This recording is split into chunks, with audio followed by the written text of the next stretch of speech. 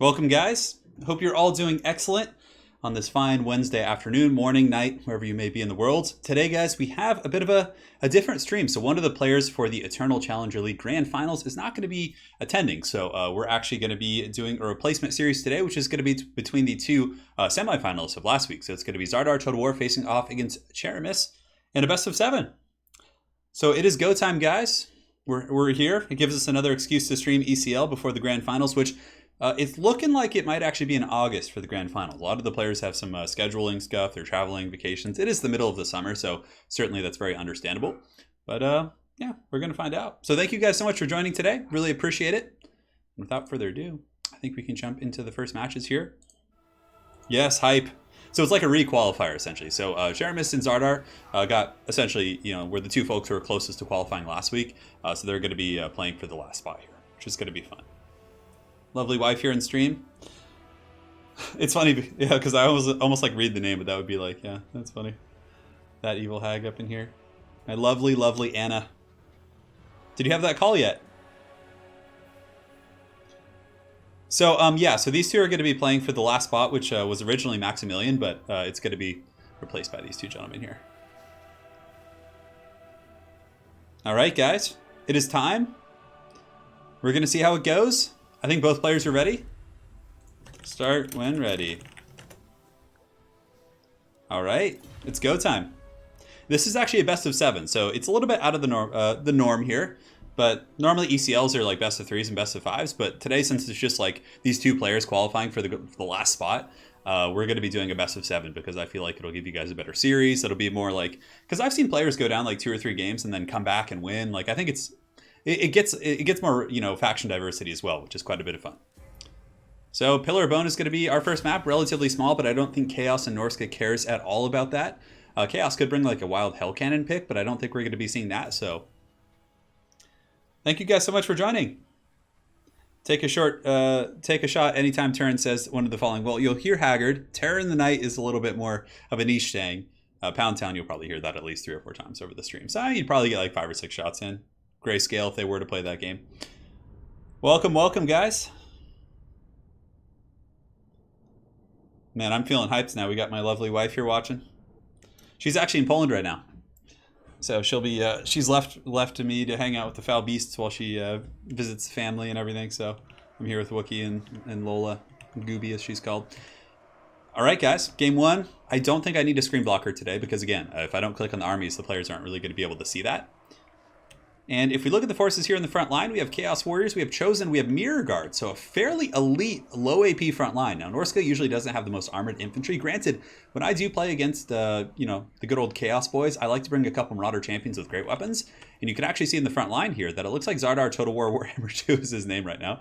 It's Zardar Total War, of course, has brought a couple champs with great weapons. So these guys are going to be rather exceptional against this Chaos front line. However, Chaos does have a couple answers, I'm sure. They have some big monsters. And of course, they can always cycle charge them with Chaos Knights and things like that. But it's still going to be pretty efficient. I think those great weapons are going to be super solid here for Zardar. I really like that inclusion. But for the rest of the Chaos Army, it's Chosen, Mirror Guard, Kolek Sun Eater, and a second Dragon Ogre Shaggoth, who are going to be backed up by Halberd. So these 2 Shaggoths are definitely going to be able to give the business to the Mammoths. Mammoths are not... I mean, they're still decent duelists, honestly. Like, they lack the combat stats. You can see here they have 30 and 30 compared to the Shaggies, who are like 50 and 52 here, and then Kolek 60 and 52. But yeah, the Shaggoths will win objectively, but it looks like Norska does have some missile support as well, some Marauder Hunters, a couple other things like that. 2 Halberds in the back. We got a Fire Sorcerer with Fireball and Burning Head, Chaos Knights and Hounds in the back. Pretty cool build. Fairly elite, not too many troops, but I think it has the tools. It's really going to come down to the big monster micro, I think, for these guys. In the front line for Zardar Total War Warhammer 2, we got Marauder Champions with great weapons, a very good pick against Chaos. They're going to, like I said, a lot of times Chaos players are going to be like, oh, Norska is almost all lightly armored. They're going to bring Chaos Warriors. They won't respect the armor in the front line. And then you come in with these guys and you get a pretty wild pick here. So this is going to be good. Yeah, Wookie is now in command. He is in command for sure. Marauders on the flanks. We got a Deathcaster in the back, which is always great against Chaos. You can Buna the Mirror Guard, you Spirit Leech the Shaggoths. It's very cost effective. 2 groups of Marauder Hunters, 2 Mammoths, which are going to be the Feral Boys, Spears, and then 2 groups of Angry Doggies in the back. So those are going to be Norscan Warhounds. Most likely would normally be used to chase down like Skirmisher Cav and things like that, like Horse Masters, all that kind of good stuff. So it's time. It is time, guys. The battle is underway. And we're going to see how this goes. Chaos is going to be taking up a defensive position, not wanting to advance here on the Norskins. And Norska does, of course, have the missile advantage with the Marauder Hunters. Short range, but nonetheless, they could sit and just throw axes, so Chaos will eventually have to advance. Chaos Knights are going to be pushing out of the forest, and these aren't the Lance variant. These are actually the sustained combat variant, so they have better stats, 45, 52, 40. Going to be pretty good at pressuring the flanks, honestly. These guys charging into Marauders could crumble them extremely quickly. They're basically like mounted Chosen in a way. I mean, with only 45 models, of course, but probably going to be charging into the flanks, I would imagine. So a fireball shot out of the forest, a swing and a miss. He actually shot a fireball at the Mammoth, and it literally hit the tree right in front of him. So a little bit of a misplay there by Czeremis, but it's not the end of the world. Fireball is a very cheap spell, but it always hurts when that happens. It always hurts for sure. All right, guys, it is time. Players are scooting forward. Chaos Warriors are going to engage, but it's going to be rough for Chaos Warriors here in the front line because not only are they fighting a hard counter and great weapons, but there's also a big angry mammoth. So the mammoths are going to be coming in, and it looks like a sweet, sweet Spirit Leech is going to be going down on Big Papa Kolek here. But Kolek giving the business to this Feral Mammoth already. Throg's going to be piling in as well as the Feral Mammoth. He needs to pull back right now. You can see Zardar is going to be pulling back. And he's going to be getting those nice throwing axes, and Marauder Hunters are going to be getting some good damage into Kolek as well. So both players giving it back a little bit. It looks like Czeremis in the back line is going to be dropping a nice Burning Skull that's going to be going through, although it doesn't do that much damage to those Hunters. It looks like he was able to kind of dodge the real brunt of it. And in the meantime, Czeremis is going to be coming around with Chaos Knights, getting a nice hammering charge on the edge of the formation. But the double Mammoth actually forces him back. So very, very good micro there by Zardar Total War. He's certainly on point right now. However, it looks like, yeah, some spears are going to be coming in. And man, those Chaos Knights just got destroyed by those Mammoths. Brutal, just brutal stuff right there. In the meantime, Kolek is in the center pocket fighting against Throg. Now, normally that's not a bad engagement for Kolek. He does win in a vacuum without, healing and kiting and things like that. But it's actually kind of tough because he's taking a ton of Marauder Hunter axes, he's getting Spirit Leeched, and there's also some Marauder Spears coming in. So it's certainly a rough situation for the Chaos boys. So Chaos is going to be falling back right here. You can see the Dragon Ogre Shaggoths are going to be jumping on top of the second Feral Mammoth. And Chaos really needs their front line to win this matchup, although it looks like, they're really struggling across the front line. Marauder Champion's doing a great job. Czeremis does drop a nice fireball, though. The fireball makes contact with Mammoth and sends him into a rampage. But Kolek is just getting hunted down, just like the wild beast he is. And you can see here he's just taking axes. Definitely a very rough situation. The Feral Mammoths are going after him. Czeremis does pull in a couple of Chaos Knights to try and pin down the Mammoth and hold it back from, finishing off Kolek potentially. But these Marauder Hunters with throwing axes doing a really good job. But more importantly, I think the biggest thing so far in this matchup has been the fact that the Marauder Champions with great weapons in the front line have been winning this fight. They've really just kind of been pushing it back. So, not only is Chaos losing the monster fight, but they're also losing the infantry fight, which is a pretty tough situation. And it looks like Zardar Total War going to be dropping a fat burning head right down there. Or not, Czeremis dropping that fat burning head on Zardar's troops. And it looks like it's a bit of a miss there, unfortunately. Zardar with some very good reaction time, able to pull forward and avoid that. So as far as the forces of Chaos, they have a Chaos Sorcerer with fire, they have a Dragon Ogre Shaggoth, some Chaos Knights which are terrified, so those guys are going to be getting pushed off. And there are some Chosen over here. Now the Chosen of course win their fight, but even still, from a cost perspective, these Chosen fought Great Weapons this entire time, and the Great Weapons did a ton of damage to them. It was certainly a good trade for the Norskins. And plus, the longer these champions fight, they get melee attack, they get physical resist, they just get all kinds of goodies, so it's going to be a tough situation. As the second Feral Mammoth does come in and clean up shop. Man, look at that, Feral Mammoth coming in with the tusks.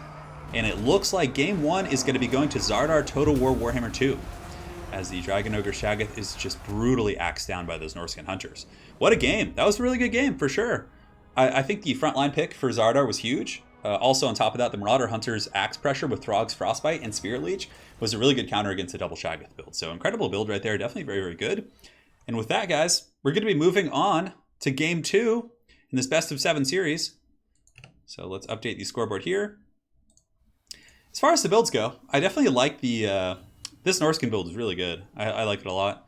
The Chaos build, yeah, I guess you got to respect the champions. I mean, at least for me, when I play Norska, I always bring champs in the front line. So I think had he had a couple of great weapons to fight those guys, would have helped for sure. The Chaos Knights had a little bit of trouble finding a home. There was a lot of good spear defensive play, and plus the Feral Mammoths are able to pin them down pretty well. But the double Shaggoth is a somewhat common pick, and it can be good, honestly. I mean, there's a bunch of ways you can play this. You can get Summoners of Rage. I think a couple Hounds for like backline pressure, trying to get on those Hunters could have been good too. But nonetheless, it was a close game. It was close. I mean, it happened fast, but it's a small map, and it just came down to a couple plays with the monsters and everything. So, all right, the Chaos Gods laugh. We're in game 2. Sad Fire Mage face is what Czeremis said. So for the next map, let me go ahead and scroll up here. We're going to be on the Altdorf Outskirts, a classic multiplayer map. Here we go. Yeah, those axes were really good. You often see the spears because they have longer range and better arcs of fire to counter the Marauder Horsemaster play. But in this case, based on the double Shaggoth kind of Death Star that Chaos had, they didn't really have any Horsemaster or Horseman play, which you actually do see those quite often. Chaos Horsemen, just kind of dealing with mammoths and things like that. It's pretty good, but yeah, we're going to see. All right, guys, we're in the next game. It is time. Hello, fellow nerds. I love it. That's so good. So yeah, Czeremis down a game here, but it is a best of 7, so certainly a lot of room to work with here. Today we are experimenting, taking this opportunity to work with a double ban system, so the players can either do gentlemen's, let's see. Yeah, they're just doing gentlemen's agreements right now, which is cool. They've decided to do so. Turin, make Wookiee a farmers only account. Oh my god. Yeah. Yeah, I suppose that game wasn't very close, now that I think back on it. I just got so caught up in the moment. Yeah, it was definitely a pretty decisive victory for Norska there, I would say. Welcome, guys. We got 329 people joining. Thank you guys so much for joining on this Wednesday afternoon. It may be a relatively short stream. We don't know how the series is going to go. We have a new sponsor as well from Kai Wilcoxon. Thank you for sponsoring. He actually sponsored right before the stream started, so it wasn't even online yet. So thank you, man. All right, and let's pick and ban if you don't have any better ideas. It is a pick and double ban. Ban Tomb Kings. Well, we'll find out. So guys, I'll be back in 1 second. I just have to let one of my dogs out there. They're giving me that bark. They're letting me know what's up.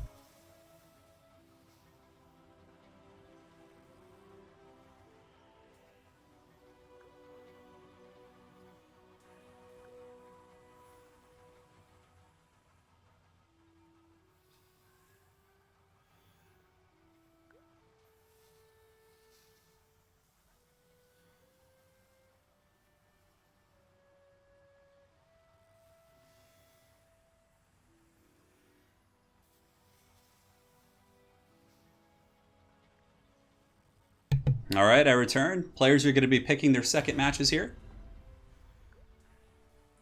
Yes. Double ban. Zard start. All right, so we're going to be going with the double ban system, which I actually did a vote amongst the ECL finalists, and a lot of them wanted double ban, so I think we're going to start doing that for the grand finals.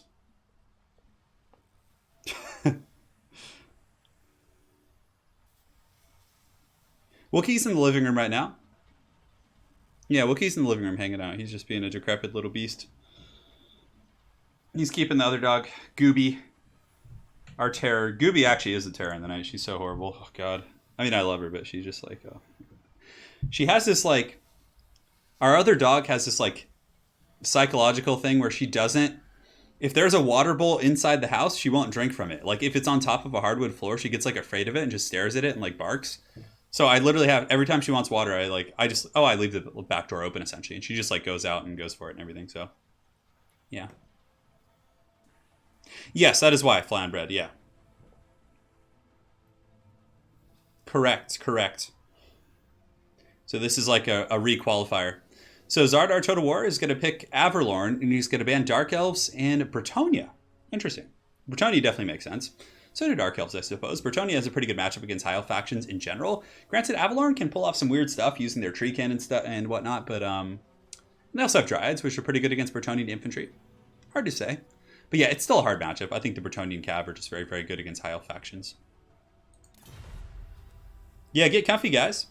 No, so this is actually my full-time job. Yes. Yeah, this is my full-time job. I work as a YouTuber on the daily as much as I can. I love it. It's truly a good thing. Yeah, thank you for the kind words. Yeah, so he banned the Dark Elves in Bretonia, and then it looks like Czeremis is going to be counter-picking with the Greenskins. Definitely not bad. Is he baiting Skaven? Perhaps. I believe Czeremis is a Skaven main, so I'm sure we'll be seeing Skaven at some point during the stream, but it is going to be Greenskins versus Avalorn here in this matchup, which I suppose Avalorn, yeah, the Arcane Unfortunate can be quite strong, because this is Alariel's main faction, or her sub-faction, I should say. So you probably expect her as a pick, right? And if you can avoid the Arcane Unforging, it's going to be quite good, but otherwise it's going to bring your pig down to like 60-70% and also make sure you can't use the wall, which I actually think this is a somewhat difficult matchup for the Greenskins. We have a new member, Bryce Wakefield, coming in with the steel chair. Oh, that should be the donation or the sponsor thing with the steel chair emoji. That'd be pretty good. Bryce, thank you so much, man. Thank you, thank you. The last stream added to the retirement pension. Oh, hell yeah, man. It's going right into savings, yeah. Yes, yes. Time for a crumpin'. Where are the 400 likes? Well, we only have 406 people in here, so I don't know. That would be pretty. That would be quite an accomplishment. And another member coming in, Stephen House. Thank you, man. Thank you for supporting the Eternal Challenger League and the multiplayer community. Much appreciated. Yeah, there's one player who isn't going to be attending in the final, so we just had to do a requalifier to replace that player. It happens. It happened last time too. We had Aerocrastic. There was someone, I think it was Exploding Hamster last time, who unfortunately wasn't able to make it. So we had to have Aerocrastic replace him. But thankfully this time we have more notice. So we're able to just do it like way before, which is good. Bryce, thank you, man. I appreciate it. So yeah, it's going to be the individual who dropped was last week's winner, who's going to be Maximilian. Yes, yes. And yeah, let's see how this goes. I kind of wonder what the... does anybody in chat know what the first part of Czeremis... Is that a clan? If it is, I've never heard of them, but I wonder what that means. I'm actually rather curious now. So the ECL final prize pool will probably be, at the very least, $200 US, which I'll be putting in of my own money. And then from there, hopefully this time, since I have a little bit more time, I'll be trying to get some sponsors and whatnot too. So it depends on what people want to do. Yeah. Yeah, so it'll probably, I would guess, between like $200 and $500, I would guess, for the grand finals. So yeah, that is my guess. We want a Chaos Lord on a dragon. Well, we saw Chaos in game 1, and we got the big Dragon Ogre Shaggy, so yes.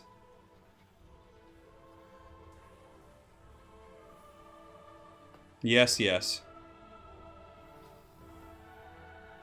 It is time for this next game here. It's probably going to be a Lariel. Now, there are a couple sneaky tactics the Greenskins can do. One of my favorite tactics against Avalorn Arcane and Forging, or just High Elf Arcane and Forging on Greenskins, which again can be game-breaking if they get it off near your Lord without punishment, is what you do is you bring the Baconator. You bring Wurzog, and when they get close enough, what you do is you trap them with the Effigy of the Get, you blast them with Gaze and Mork and Vindictive Glare from a Goblin Great Shaman, double missiles into a pinned Lariel who's already taking damage. You can almost one-shot her, actually, and with a little bit of Archer support, you sometimes can, so it's incredibly strong. That's one way to counterplay it. It's a little bit touchy, but still, it can be very, very good. Polish clan? Oh, okay, Stannis, thank you. Yeah, it's a Polish clan, okay. I should know this. Manuel, thank you. Oh man, we're the members are rising here. The fire rises. Yes. Yeah, Czeremis is an incredibly good player, actually. In the last... Okay, both players are ready. Let's ready it up. In the last of the Eternal Challenger League Season 1. And again, Manuel E. Lopez, thank you so much for sponsoring, man. Hopefully you enjoy the emojis and all the memes and stuff. Yes, yes. No Slanesh bots today, guys. Don't wish that evil upon this stream. We're having a good, relaxed time here. There's no Slanesh bots. It is peaceful. Yes, but what I was going to say is, in the last season, we had a really incredible qualifier between Czeremis and Lotus Moon. So it went to like a best-of-5 finals, and it was like a 2-2 series, and then it was just decided by a rubber match. So Czeremis, obviously a very serious tournament player here. It's going to be quite a bit of fun to see how he does here in this series. But Zardar Total War, obviously I've been seeing him, playing a ton of quick battles. He's been improving greatly. He's extremely solid now. I mean, so I'm really looking forward to seeing how this series goes here. Flying Goblins, Doom Diver Catapults, perhaps. I think that would be a lot of fun. It'd be a lot of fun. Sorry, I just woke up, guys. My brain's still a little bit scrambled, so bear with me. Manuel says, thanks for the quality content, man. Really cheers me up after work. Well, I'm glad to hear. Certainly not going anywhere. If I do end up having, well, yeah, it's going to happen. It's going to have to happen. So when I do end up getting surgery, I don't know when it's going to be. I'm probably going to aim for like closer to Christmas. I don't know. I have to figure it out. I'm decide with my doctor and everything. But yeah, I'll try and backload on content as hard as I can. So even if it's just like one video every 2 days or something, I'll always try my best to keep that consistent content. Yes. Oh, yeah. Yes, watch from work. It's glorious. The Slanesh bots only come when they smell that sweet cash. Yeah, maybe it's donations that trigger them to... Oh, my God. Wouldn't that be weird?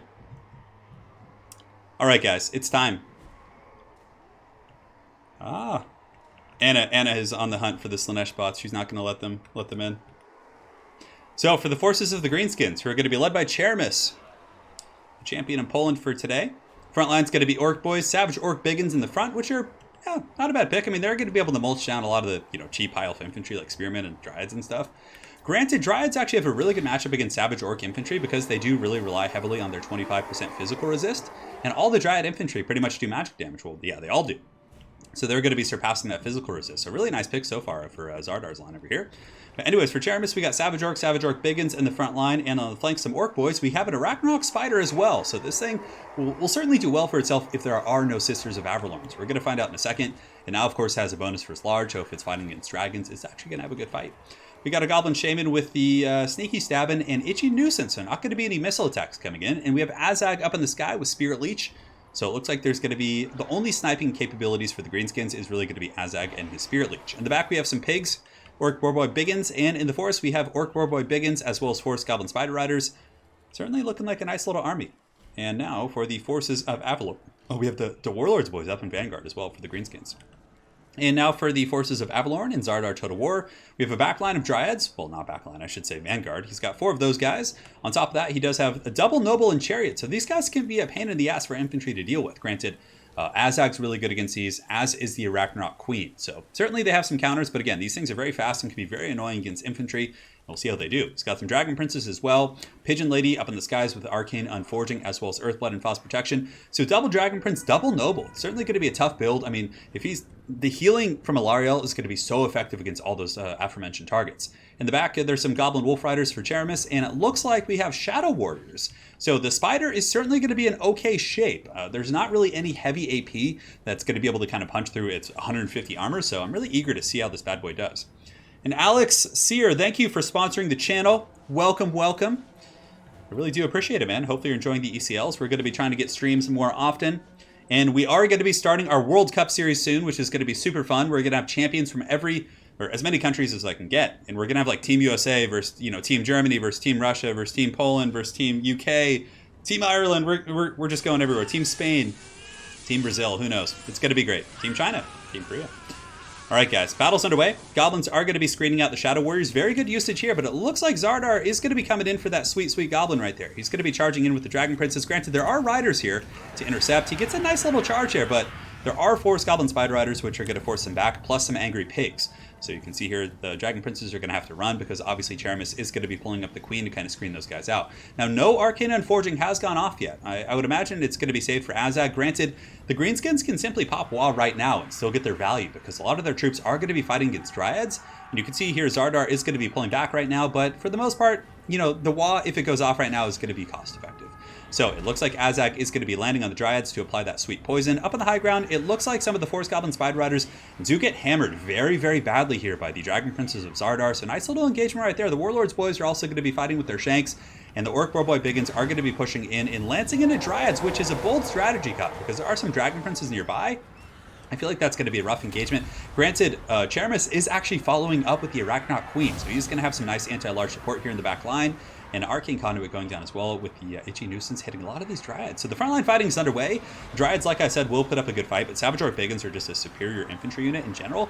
49-45 for their offensive stats. They're going to be able to cut through the light armor of those Dryads fairly easily.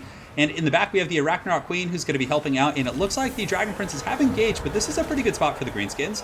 The pigs obviously are shaken, having some problems, but the Wa does go off, so that is huge. Getting that Wa is going to be super powerful here, and the Queen is now attacking Dragon Princes and getting some really good damage. You can see this one group of Dragon Princes is in some serious trouble, already having lost 6 models, and Azag is going to be jumping into the front line as well to help out against these Dryads. Granted, his help against Dragon Princes will probably be a little bit better. And we have a huge Cataclysmic fight here in the back. Oh, look at that. Spirit Leech going down on the Dragon Princes.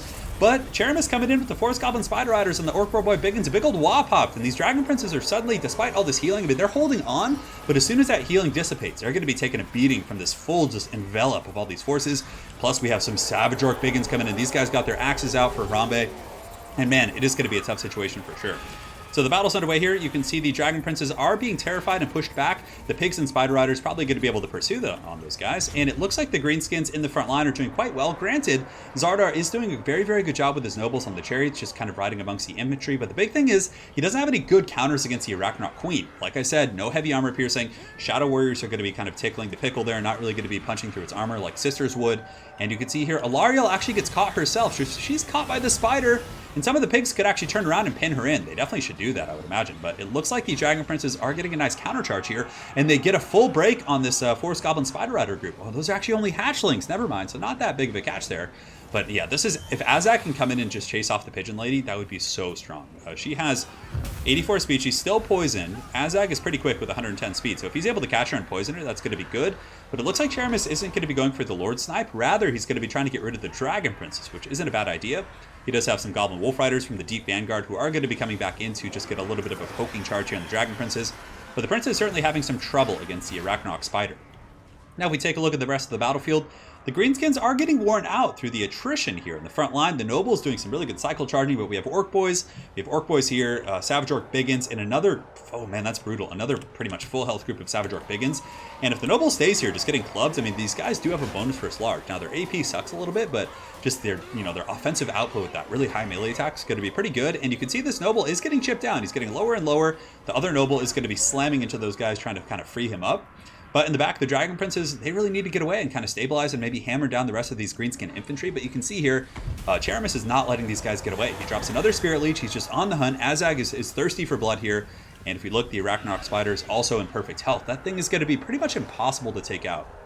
I mean, what can do it here? I mean, let's just assume, look at a scenario here for a second. If there was nothing left for the Greenskins except this spider, like what would they be able to do? I mean, maybe through attrition, Alarielle could do it with some Dragon Princes and the Nobles, but even still, there's like no good answers against the spider right now. I don't think there's going to be anything that can really kill it. Dragon Princes here getting worn down as the bounce of power does ebb into the favor of the Greenskins. The Wa resurgent here, and you can see the Dryads are going to be crumbling to the might of these Savage Orc Biggins as they just karate chop these tree ladies. And over here, the spider is just going to be taking these guys to town. A nice little volley is going to be loosed here, but again, 150 armor is going to... They're basically going to be taking like 1 damage a shot from those arrows. So it's going to be doing nothing. I mean, a little bit more than that, obviously, but if we look at Shadow Warriors here, let's actually take a look at their missile damage here. So 23, 4 AP, so it's pretty much like, it's less than, Orc or Orc Arrow Boys, so it's really going to be relatively low AP values on those guys, which is going to be tough. As such, the Greenskin Horde advancing. A Spirit Leech getting dropped on Alarielle as she does fly around on her glorious pigeon trying to escape the wrath of Azag. But Azag does have poison, so if he makes contact with her once and poisons her, he's going to be able to keep up. It looks like he does miss there, so she's going to be... Nope, she's actually poisoned. If Azag wanted to, he could have kept chasing and finished her off probably. But nonetheless, he's going to be pulling back, going to finish off the Dryads and the melee forces. And the Nobles have their work cut out for him. Is there any way the High Elves can get back in this game? I really don't think so. A nice heal there by Zardar. Overcasted Earthblood, going to be tagging all those forces as he does Tokyo drift back into that formation here. But there's probably more Spirit Leeches coming in as well. What's really good about the Arachnoid Queen as well is the missiles that shoot from the top from the little goblins are also poisonous, so they're able to kind of hold things in place. Alarielle landing in Savage Orc Biggins. This is Orc country here, and these guys are going to be able to do a lot of damage against her light armor. You can see she's losing 100 HP, 200 HP, and as she gets away, she loses about 200 in total there. And Azag's on the hunt, going to be going in for that booty right there. We're going to see if he can catch her. 110 speed, and he does have the angle of pursuit. Now, does he have the Spirit Leech? That is a good play too. Just go in here. Oh man, that hit really hard right there. That Noble and the Chariot just getting punished by Azag plus the Arachnoid Spider. Is he going to be chasing it off the battlefield? We'll find out. The Chariots are obviously quite a bit slower, and you can see the Greenskins do have some pigs coming back in. They have a Night Goblin Shaman. The last of the Spearmen are going to be breaking against the Orc Boys, and you can see the Hatchlings are going to be charging in against the Shadow Warriors, holding those guys in place and really buttering their bread. So over here we do have Azag on the fight again, going to be trying to break off this Noble. Alarielle up in the skies, just kind of playing it safe, which is smart. Nobles, of course, have the capabilities to kill a lot of infantry, but yeah, just against Azag, he's just so powerful against those type of targets. Shadow Warriors here are going to be getting worn down. Another Spider Hatchling summon coming down from the Queen, so her offspring leaping from the depths, going to be going after these targets right here. And it looks like Alarielle thinking about going for the Goblin, but the pigs are quick to respond here. A very nice Spirit Leech going down, which is probably going to maybe break her, actually. 107, yeah, that's going to be army losses. So game 2 is going to be going to Czeremis, the champion of Poland versus the champion of Greece. We got Greece versus Poland. We have a mini World Cup today. Ugh. My brain just not working. I'm not a morning person, guys. I really, the only time I ever wish Well, not the only time, but some of the times, like, I kind of wished I was like, you know, because when I was in Poland, like, stream times were awesome. It'd be like 5 p.m. I'd be like, yeah, let's stream. But here I have to always like stream a little bit earlier. So, yeah, that was good. The Spider was a beast that game. The Arachnok Spider, there was no answer for it in that build from Zardar. But his build was very good against infantry, but it just didn't have anything to deal with the big thick spider. So, yeah, really cool build. I liked it. Both players had good builds. Honestly, I just think maybe like had one of these nobles been on horse or something and just giving you some like AP anti-large, it could have been a different game. But alas, it was not the case. A right and Propawa, I agree. And the Greenskins win. And now we are here, 1-1 of this series. Next map, let's go ahead and take a look. It is going to be the Iron Sand Desert. So our first very like just hardcore flat map here, which is going to probably open up the Skaven. The Skaven are coming in. Skaven versus Tomb Kings in a desert fight. That is going to be incredibly fun. So let us go ahead and find it here. I know it's somewhere on this tooltip. On the road again. I just can't wait to be on the road again. Come on, where are you? Bad map. I know you lurk in the shadows somewhere. Come on. Ah, there we go. So Bryce says, I'm glad I'm not the only one that has incorporated Turin's verbiage into my everyday conversations. Yeah, you know, the one that's really contagious is Haggard. Like, that one is, like, you just... And it's, like, it's my hometown. Like, that's... Amongst my group of friends, the people we went to high school with and my generation, like, Haggard was, like, slang in my hometown. It was, like, a lot of people used it, so... And it's so contagious. Like, everyone I've ever met in college, like, after, like, a couple months of hanging out, like, everyone, like, starts... It is such a contagious word. Because it's so funny and like perfect to describe like situations and people, and yeah, it's really good. Yes. Lady Turin with the glorious commissions. Is that what's going on here? Perfect. Yeah, her email's there, and you can also we'll add it to the yeah, we actually should add that to the channel section. Yeah, I'll add that as well. In lore, Tomb Kings and Skaven had a massive war over a warpstone pyramid. That's pretty cool. Yeah, this is going to be a fun matchup. Now, Czeremis, I believe, is a Skaven main. So this is going to be interesting. And Zardar Total War, a very, very good Tomb Kings player as well. So this is going to be a fierce cockfight. That last game was quite good as well. We've had back and forth games. I didn't start using the steel chair thing until like maybe 3 or 4 years ago. Yeah. You guys are calling it Skaven will win? I hate that word, says Dimitri. I'm sorry, man. So my dad was in Calgary, Alex here. So yeah, in the last stream, my dad is a television actor. So in the 90s, he was on a TV series, and it was filming in Canada. So it was I believe 3 or 4 seasons in total. I can't remember how many seasons there were, but anyways, he lived in Canada during the entire duration of that. So I believe he got like dual citizenship or had some agreement. I can't remember what it was, but yeah. Yeah, coming in with the steel chair, use it every day now, says Tiamat64. Dude, it's really good. Yeah, it's really good. So far, so good. Yeah, Stannis, that's an old one, brother. That's an old one. I try and change it every couple months to at least have some diversity. All right, the players are picking away. Just time to hang out. Czeremis is a fellow Slav. He must win. Somebody in chat says.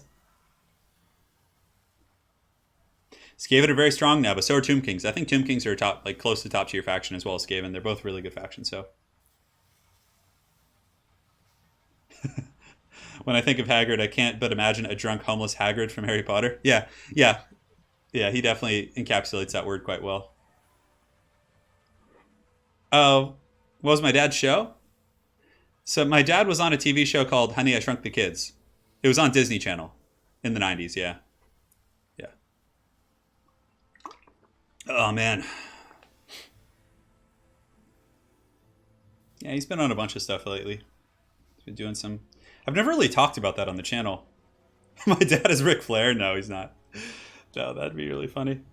$25 on the Skaven. Oof. It's a bold strategy. Tomb Kings have some really good tools against Skaven. Man, guys, we have 5 new sponsors on the stream. Thank you guys so much. Damn, that is awesome. Swiggity Sweetie, yeah, not as much. Yeah. The steel Czeremis. You remember Honey, I Shrunk the Kids? Yeah. Yeah. Yeah, my dad plays the dad on Honey, I Shrunk the Kids. He was Wayne Zelinsky on the TV show on Disney Channel. Yeah. No, it was a TV. They had a TV series. There was a movie, which was with God, what the hell was that guy's name? So there was the classic original movie, but then in the '90s, Disney had a TV series called Honey, I Shrunk the Kids. It was like long running. It was like three to five seasons. I can't remember, but my dad played the Wayne Zelinsky, the scientist on that TV show. Raw Cauliflower, thank you for the donation. I won't have a chance to watch the whole stream, but keep up the good work. I will. Yeah. You were indoctrinated into the Turin cult of childhood. My dad's middle name is also Turin, and that's my middle name. That's my middle name in real life as well. Yeah. Oh man. The main of Czeremis are rats. No chance for Zardar, says Stannis. Well, we will see, and we are off. The battle is underway. Yeah. Rick Moranis was the original. Yeah. D Bison, thank you. Turin Zelinsky. Yeah. Yes, it was Rick Moranis played, and it's funny because my dad kind of looks like Rick Moranis, so a lot of people were like, oh yeah, like, is your dad Rick Moranis? I'm like, no, it's not. Yeah. Oh yeah, Rado. Crazy. It's a crazy world we live in, and it's a pretty scary build here for the boy. For Zardar, what does he got? In the back line, he has a massive artillery line, which is very good against constructs who shot great bows. The way that Tomb Kings can deal with the massive Skaven artillery is by going super wide with like bows and infantry. But we're going to see if the Tomb Kings do that. So we have 3 Warp Lightning cannons. It could Zap cannon, a Warp Lightning cannon, as well as a 3rd Warp Lightning cannon as well. And for the rest of the army, we have Clan Rats, Plague Monks, just mostly chaff. But there are a couple decent infantry units. And the Death Runners as well. Interesting stuff.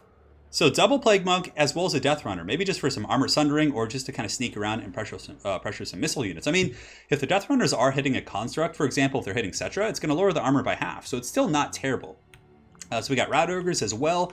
Rat Ogres, which are pretty much a standard anti-mass unit for the Skaven. We have Lord Skrulk with Summons and the Pestilent Breath. And we do also have a Rattling Gun weapon team. So pretty heavy AP for sure. I mean, he has ample answers against the armored constructs here for the Tomb Kings. Now for the forces of Zardar Chodawar, a nice build as well. Skeleton Horseman Archers, very good at kind of poking down Rat Ogres and Hell Pits, shooting against lightly armored infantry, charging artillery pieces. It brings a lot to the battlefield for sure. Skeleton Horseman, he does also have a Tomb Scorpion. Are these Nehekar? Yeah, they are going to be Nehekar Horsemen. These are great picks against Skaven. They're shielded, really good at kind of riding down infantry, harassing. I love that pick. These guys are so good. Now for the Construct game, he does have a couple Tomb Scorpions, which if you are going to go Constructs against Skaven, I think these are some of the better choices. They're very hard to hit. They're low to the ground. They can kind of hide amongst infantry. So I think against Warp Lightning, they're definitely better than like Camarine War Sphinxes or things like that. More Nehekar Horsemen as well. Chariots, he does have a Lightcaster with Barona's Time Warp and Phos Protection. A Tomb King up on the Mighty Steed here, which it's not going to be Cetra, but it's going to be one of his minions. And he does have the Scorpion Armor, so that's pretty good. Yeah, give him Ward Save if he drops below 50. And a bunch of, kind of Horsemen, Archers, as well as Skeleton Horsemen. Yeah, good build here, for sure. It's mainly just going to be the boy holding here. The Dark Lord of the Skaven, Czeremis. He's going to be holding out against this onslaught here, but he does have triple Warp Lightning Cannon, so the longer the battle goes without the Tomb Kings cracking the formation, it's going to be quite a bit better for the Skaven. Granted, there are some line of sight issues on this map. There's some like weird slopes and things like that, despite the fact that it's a low map. And look at that beautiful Warp Lightning play, just kind of melting those Skeleton Horsemen right there. Oh man, they're just getting shreked by that firepower. But again, I mean, those Warp Lightning Cannons then aren't going to be shooting Tomb Scorpions and, the Tomb King and some of those other high-value targets. And with that, you can see Czeremis is going to be switching one Warp Lightning Cannon to the Lord here. Actually, he looks like he's just going all in. Yeah, why not? I mean, that thing is such a big target. It's so risky to bring big targets like this against Skaven. Yeah, Car Horsemen are going to be charging in here. You can see they're just going to be getting in there nice and good, running over some of these rats here. And he's going to be pulling back rather quickly. Honestly, you might want to just leave them. I mean, they could probably beat down those clan rats rather effectively. But yeah, probably not actually with the rat ogres coming in. But the charge, this is a true Last Samurai. Oh no, and the Rattling Guns are going to be opening up as well. You can see this Tomb King just getting shreked by the rats. Oh man, that is very, very rough right there. So the Tomb King here going to be continuing to take that Warp Lightning fire. At least he's in the center pocket now. Now, in the meantime, this is going to be what makes or breaks this game for Zardar. The frontline fight is going very rough for him. The Tomb King's getting slapped with Liber Bubonicus. He's being shot to pieces by the Rattling Gunners. The Tomb Kings have a ton of mobile units. They need to get into the back line and somehow shut down the Rattling Guns as well as the artillery pieces. But you can see here, Czeremis just has such good defensive geometry. He's screening out with the Skaven Slaves and these other troops. And, yeah, doing an excellent job. Now, the Rattling Guns in the back are open, actually. This is really good. Oh, but look at this. Czeremis rotates at the last second with the Skaven Slaves. He intercepts those horsemen, and the Rat Ogres actually are just terrified, so they're not going to be helping. But nonetheless, Zardar is able to get the Skeleton Horsemen onto those guys, but Death Runners in the back are being used as a backline sweeper unit. Now, as far as the leadership goes, you can see Zardar Total War does have Tomb King left. Czeremis has been doing just brutal firepower on that guy, but the Skaven defenses are crumbling, guys. They're crumbling everywhere. So despite the fact that this Lord, this Tomb King, is probably going to be dying to crumbling, the Skaven are crumbling. This whole formation here just getting worked. I mean, the onslaught of the Tomb Scorpions and the Chariots just buckled the Skaven formation. And the Skaven, aside from that, are winning the battle pretty much everywhere else. Skrulk Daddy doing a very good job here against these Nehekar Horsemen and company. He has a fair amount of Plague Monks and Elite Infantry left. But the balance of power is fairly heavily in the favor of the Tomb Kings, but the Tomb Kings are now leaderless. The Tomb King himself has fallen in the desert, and there he shall remain for all of history. So it's going to be Skrulk's little Death Star here. Is it going to be able to kind of endure against the Tomb Scorpions? I don't think so. I mean, all of the anti-large for the Rats was heavily invested in Warp Lightning Cannons, and now he has nothing. Absolutely nothing that's going to be able to deal with these Tomb Scorpions. These Scorpions are going to be coming in just for blood right here. I mean, Skrulk has decent, weapon values, but nonetheless, it's not going to be enough to really kind of punch through. The Tomb Kings, man, I really thought he was in a lot of trouble with his Lord getting a pounding, but he was able to overwhelm that flank so heavily. And now he just is collapsing, and in overwhelming that flank, he was able to compromise, 2 Warp Lightning Cannons, which arguably were just being defended by Skaven Slaves with spears. So it's not like they're, Clan Rats with spears. They're going to die quickly to any sort of pressure. So there is something to be said about that. So yeah, that's something a lot of people, when they see Skaven Slaves defending things, they respect it too much. But in this case, like, you can't respect it. You got to go in and just crumble it. So I don't know. There's a couple Tomb Scorpions left. Oh my God, Farragon dropping a Palpatine and a wrecked $100 donation. Jesus, man. You dropped you dropped several last weekend too, man. Thank you so much. And that is going to be the end. There's no way. I mean, a little bit of lag here, but I'm pretty sure that's going to be game blouses. So the Tomb King, Zardar Total War with the upset against Czeremis' best faction. Very, very good stuff here from the Tomb Kings. Awesome build, and the poor little Rats are going to be getting rode down here despite some heavy Lord sniping. So, big thanks, Farragon, for that $100 donation, man. Hopefully you're enjoying the stream. Yeah, guys, let's get a big round of thanks to Farragon in chat as well, if you guys could. Man, that is no joke. No words, just an image of Palpatine. Now, the Skaven have a couple of troops coming back here. They have Warp Lightning Cannon crews who are going to be re-equipping on the guns, and the Skaven Slave Spear Battalion is going to be trying to get in position here to kind of screen these guys out, but I don't think it's going to work, guys. I think the Skaven are going to be rode down between these spokes of the Tomb Kings. Oh my God. The Rats are everywhere. And the double Tomb Scorpions are pretty much untouched.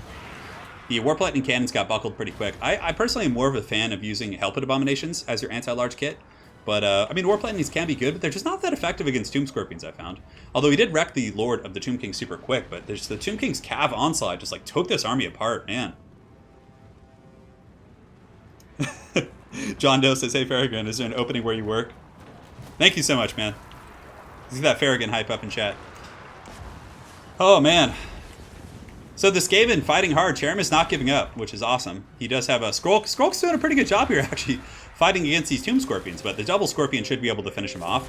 They do have a bonus for his infantry, and Skrulk, of course, is infantry size, so it's going to be a little bit painful for those guys. Over here on the far side, we have some Rat Ogres trying to fight off these horsemen. It's going to be army losses. Man, what a series. The Bone Tide. the Bone Toll. That was intense. No, Skaven are still a very strong faction. Honestly, I just think Zardar's build and play was very good. His like flank collapse was incredible. Also, I think the Warp Lightning Cannons, like, I'm not a fan of them that much in this matchup. I like maybe bringing one and then getting a Helpit Abomination. Helpits are just so good. They like beat down Tomb Scorpions, and although Skeleton Horseman Archers are a really good answer. So I mean, yeah, Zardar's build was pretty well rounded. I mean, 4 Skeleton Horseman Archers are going to be able to deal with that as well. So Zardar is going to be going up 2-1 here in the series. Nope, that's wrong. Damn it. Curse the Baggins. Here we go. It was a good build. I mean, it had answers for most things. Rat Ogres and Hellpits are covered by your Skeleton Horseman Archers. You have anti-infantry with all these horsemen. I mean, yeah, it was just really good. It was a great build. GG. Stormvermin with halberds aren't so good. Honestly, Tomb Scorpions can just Shrek them with cycle charging. All right, so the next map here is going to be... so we have MP Alpine Ridge. I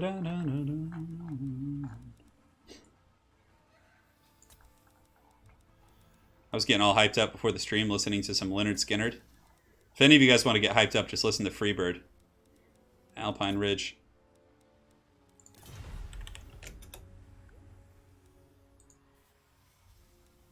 Cool. Players working out the matchups. Czeremis is going to pick Dark Elves. And for the ban, let's see what he's got. Oh my god, I love It's Always Sunny in Philadelphia. That's like one of my favorite shows. It's so goddamn good. It's so good. So there's actually a problem with YouTube streaming right now. No GSL 38. We actually had to replace a player, so that's what this is. Yes. And it happened last time too. We had one player who couldn't make the finals and whatnot, so it's relatively normal. So this is the two finalists from last week who are going to be potentially qualifying. The winner of this will be qualifying. Tomb Scorpions seem like they're pretty small and hard to hit. They are, Rado. That is the thing that makes them so... Okay, so he's banning Beastmen and... Oh, no, he's... Oh, they must be talking in Discord, because I can't see the bans. Yeah, they must be chatting in Discord. Okay. So it's going to be Dark Elves versus Beastmen. Interesting. Alpine Ridge does have a massive slope in the middle, as the name would infer in Alpine Ridge. So, you know, straight artillery may not be quite as strong. My apologies for that, guys. The Golden God. I'm Dennis Reynolds. Oh, God. Dennis is a great character. But you know who my favorite character is in It's Always Sunny? Is, well, I have a couple. But aside from the main characters, my favorite is Rickety Cricket. So he's the guy who starts off as like a priest, and then he gets like... Basically, the main characters just manipulate him so much that he breaks his faith and then just has like the downward spiral. And so like, it's so funny. I love the Rickety Cricket. But my favorite character on the show is Danny DeVito's character. Frank Reynolds is by far the best character. Like, he's just so good. Like, just digging through... Oh my god, that show is so good. It's so good.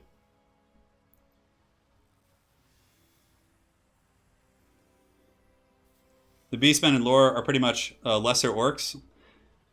I don't know about that. I don't know the lore too well, so perhaps, I don't know, Beastmen seem pretty scary.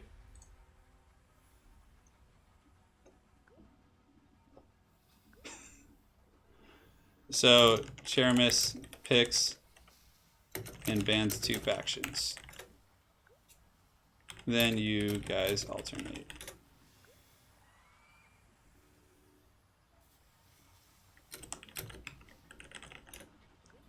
Okay. The bot's assault. Thank you, Wicked D, for the save.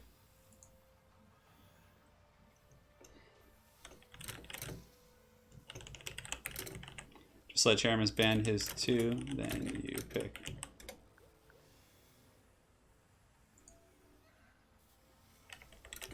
All right, just working out the bans. I think they got a little bit confused with the order there, but no problem. Frank Reynolds is so good. He's so good. He's the best character. I love the episode in It's Always Sunny when Danny DeVito like does the WWE bit and he like whacks Rickety Cricket with like a rusty trash can. And like cuts his neck. Oh my god, it's so good. Man, bringing back memories. Yep, cool. So we got Dark Elves versus Beastmen.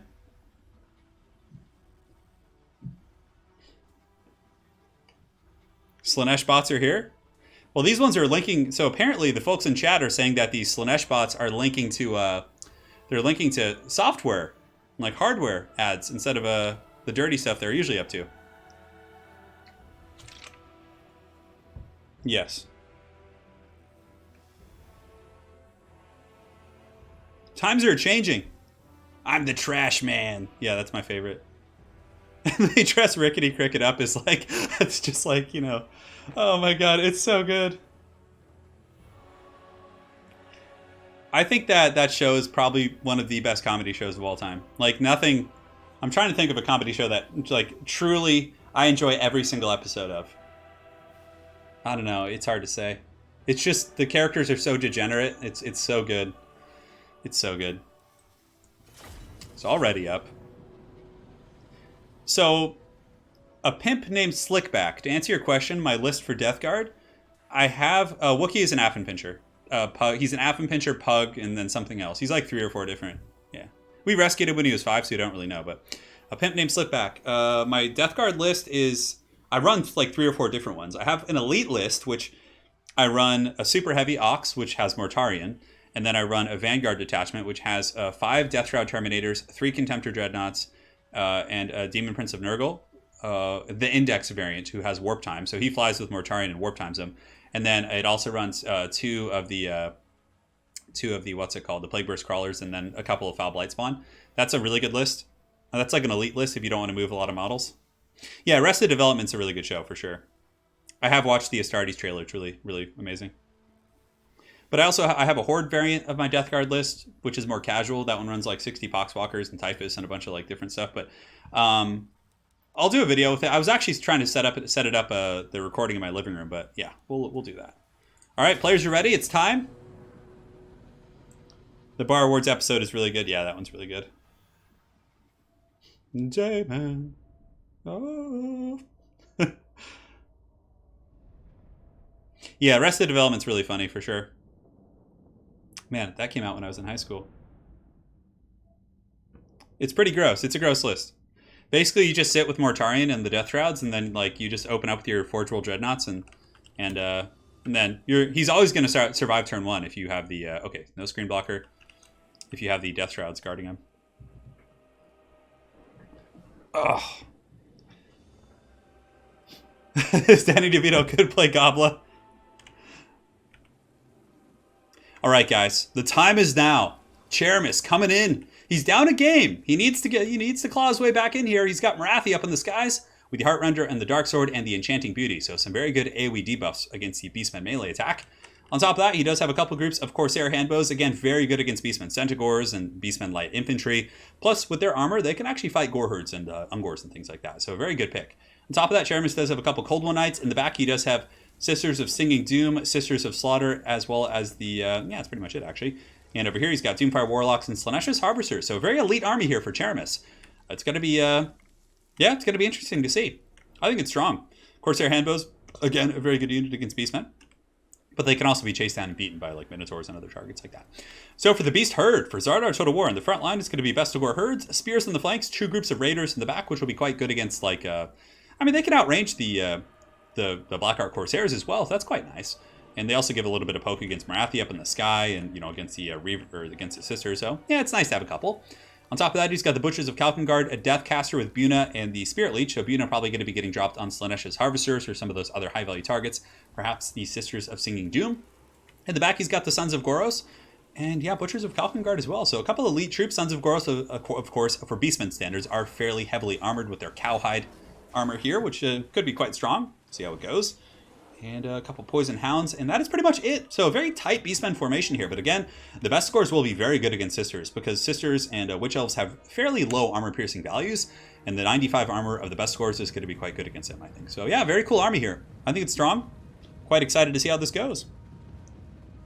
Yeah, DeVito is the best. Yes. It's just time. It's just time. So here we go, guys. The Beast Herd is going to be advancing up the hill, trying to find these scheming Dark Elves.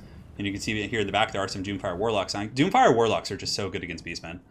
They're able to just do a number on the Centaurs usually. They can really control the mobile game, which normally the Beastmen like to have that, like kind of mobile control, but with Doomfire Warlocks attacking Centaurs, like it's just so good.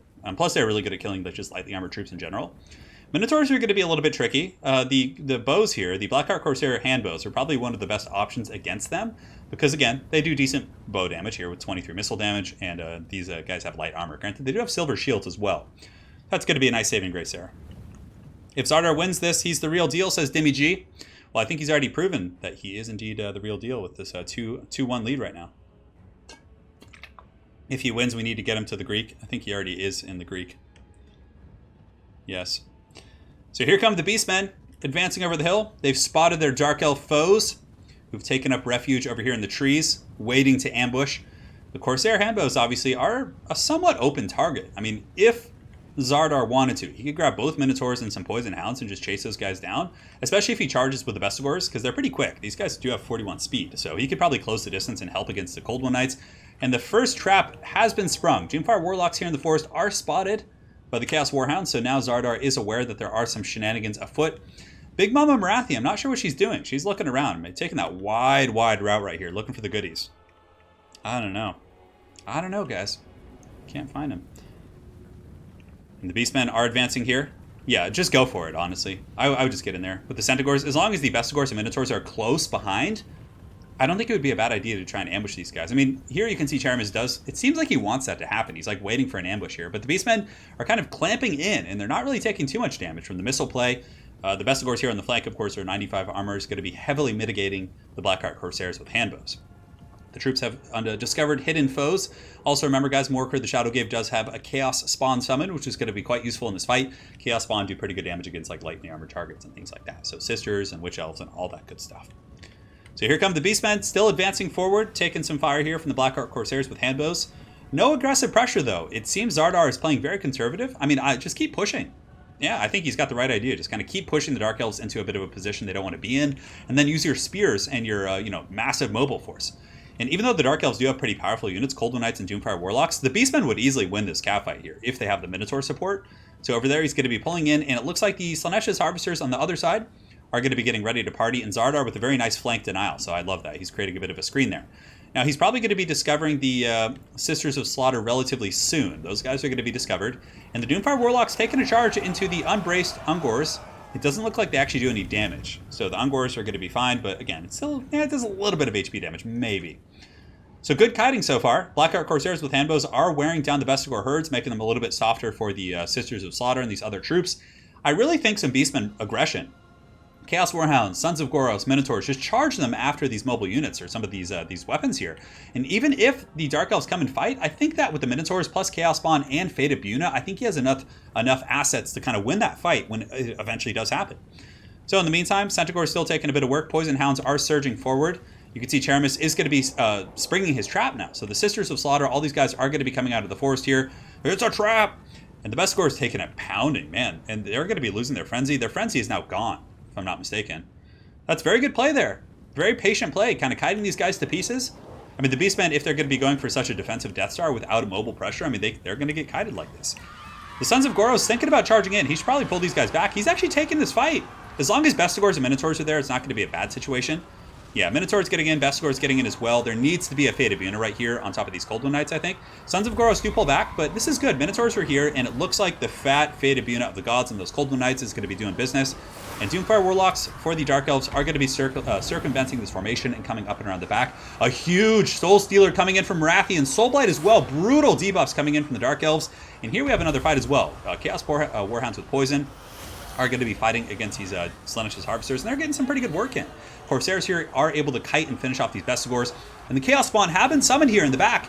Chaos Knights, or the Cold One Knights, are taking just a pounding from that Buna and that Focus Fire, and it looks like Marathi's going in for the kill in the back. She's going after the Minotaurs, and her anti-large is quite good, but this is a bold strategy, Cotton.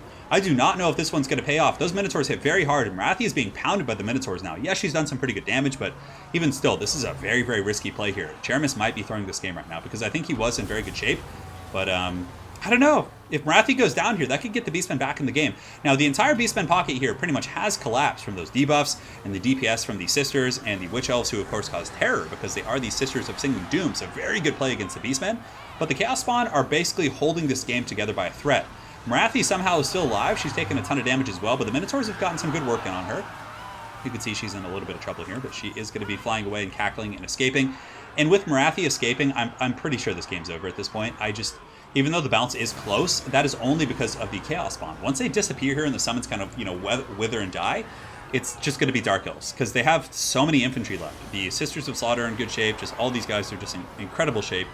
And you can see the Sons of Goros are going to be trying to get back in here and give Morker some Guardian, but the Beastmen just got terror routed. And of course, Czeremis, a veteran tournament player here, is going to be using the Doomfire Warlocks to chase down the Bray Shaman. And he's not going to be coming back. So magic is pretty much gone, and that's going to be game. Man, Czeremis coming in with the steel chair that game. Oh my goodness. Goodness gracious. There are a couple Chaos Spawn left, but that is going to be game... what game are we on? 3 or 4? Something like that? Man, what a game! That was some good kiting, a great ambush there at the end. The big Dark Elf Alpha Strike coming in. A risky play with Marathi, but Czeremis justified it. She was able to endure, held those Minotaurs in place while everything else kind of crumbled. So, yeah, man, that's hard. And guys, we got a series on our hands. It's 2-2. Perfect stuff. And now we're going to be jumping into the next match. So the kiting was great. The ambush potential was great. It withered down the Beastmen, forced them to kind of overextend a little bit. And the Marathi play actually wasn't bad because both Minotaurs were kind of occupied on her while she was being healed by Soul Stealer. And then they weren't helping in the main fight where they were very needed. So good schemes. Good schemes. Goodness gracious. Death to the false bot emperors. Yes. All right, guys. And next we have Oakenhammer, which is a cool name. Anything with hammer in it just sounds cool. Oh, man. Yeah, thank you guys so much for joining today. I'm going to continue to be doing streams, of course, over the next couple weeks. But once I do get my hands fixed eventually, which I think is actually going to happen after this potential surgery in the fall or whenever I decide to get it, I think I'll be able to potentially stream like just 5 days a week, quick battles, all kinds of stuff. I'm really looking forward to the future, guys. So thank you guys so much for joining, being part of the family. It's a pleasure. Straight Shooter Gaming says my factions are Norskip, Beastmen, and Chaos. Yeah, the Elvish factions, I mean, Chaos actually has a decent matchup for some of the Elves. Like their Chariots and Horses and their Cav are pretty good against the Elves. And Beastmen actually, I think Beastmen, like, bringing the Eye of Moresleep in that matchup is super good. Like, Zardar could have just sat on top of the hill with the Eye of Moresleep and forced the Dark Elves out. There's a couple things you can do against... It's not, like, a horrid matchup. Rage Piglet. Oh, my God. Farragon, we had Dwarves yesterday, I believe. Not yesterday, but over the weekend. I think they lost their game. But we're going to see. The players are doing their picks and bans. I don't think either of these players are dwarf players. Granted, you are going to be getting the zombie equivalent of dwarves, which is the Vampire Coast, for Zardar Total War. And guess it's your turn to pick and ban. Goes for me. And bans. We have to see what Zardar's bans are. Yeah, I know it's a long recovery, but at least it's progress, you know?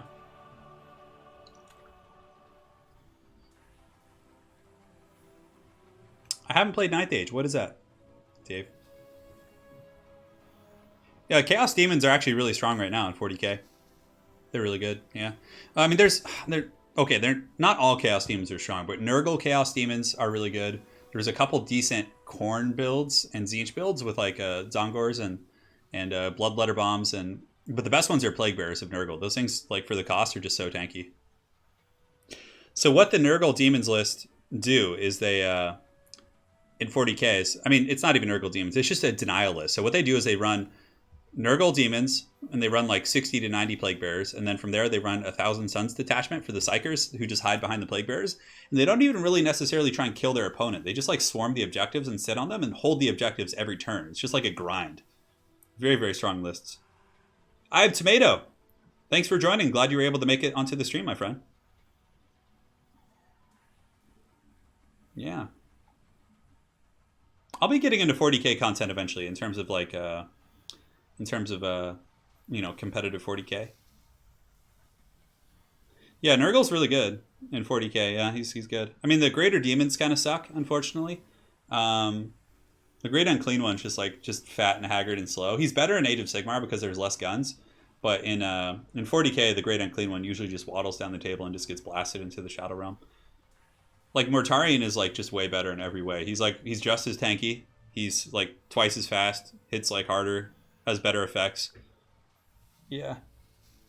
Yeah, Khorne Bloodletter Bombs can be pretty good because you can like deep strike them and then get like these augments to your charge, and like they can do some good work. Slaanesh Demonettes kind of suck. They're pretty terrible.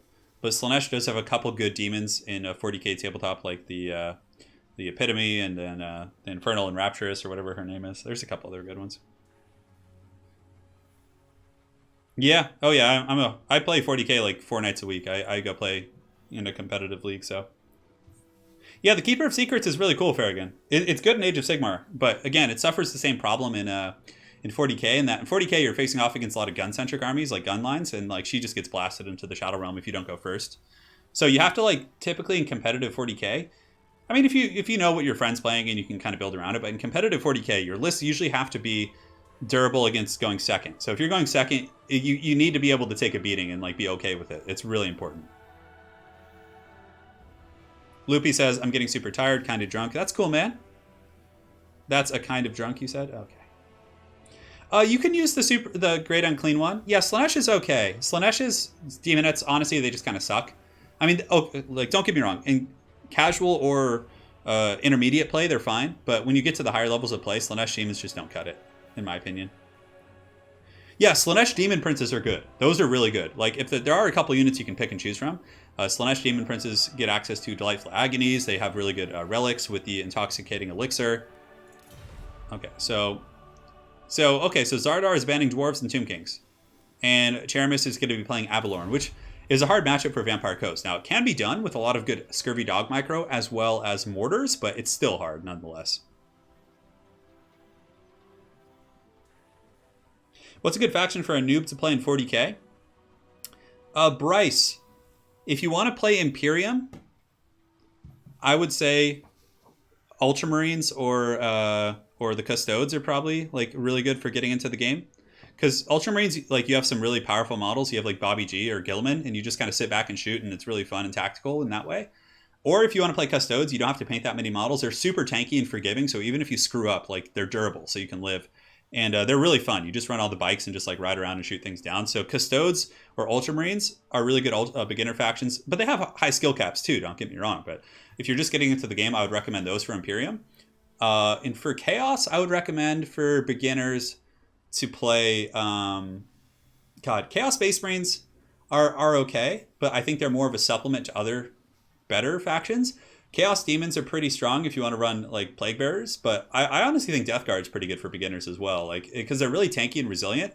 You just run like Plague Burst Crawlers and like just Blightlord Terminators, and you're going to be good. Yeah, and if you want to be really overpowered, you just play the Tau, and then you just deploy in the corner and just like do nothing and just cackle as your opponents get blasted. I hate playing Tau. God, it's horrible. I play tabletop. I have a fully painted army just about. I play Death Guard, Thousand Suns, and Chaos Space Marines. So I usually mix the three. I have played Tabletop Simulator though. I'm running a list right now that's pretty cool. It's a Chaos Space Marine list that I run a Death Guard Vanguard, which has 3 Contemptor Dreadnoughts, 10 Blightlord Terminators, and a Demon Prince, and then I run an Alpha Legion battalion, which has just Chaos Space Marines to hold objectives, and then it has the Obliterators, and yeah, it's pretty cool. Tau are horrible. Oh god, I hate playing Tau. It's the worst thing on the planet. There's like a running meme in the community that's like, oh yes, like the deployment phase is over, victory, and then it shows like the Tau rubbing his hands because they just like win on deployment. It's like, Tyranids are good. Mechanicus can be good. The Wrath of Mars can be quite strong. Mechanicus really shines if you mix them with Imperial Knights. Yeah. Yeah. Let's see here.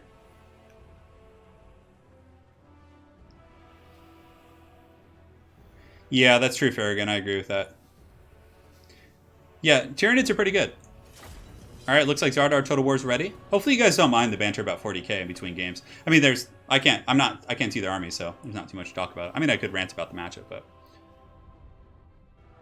Mechanicus is quite good.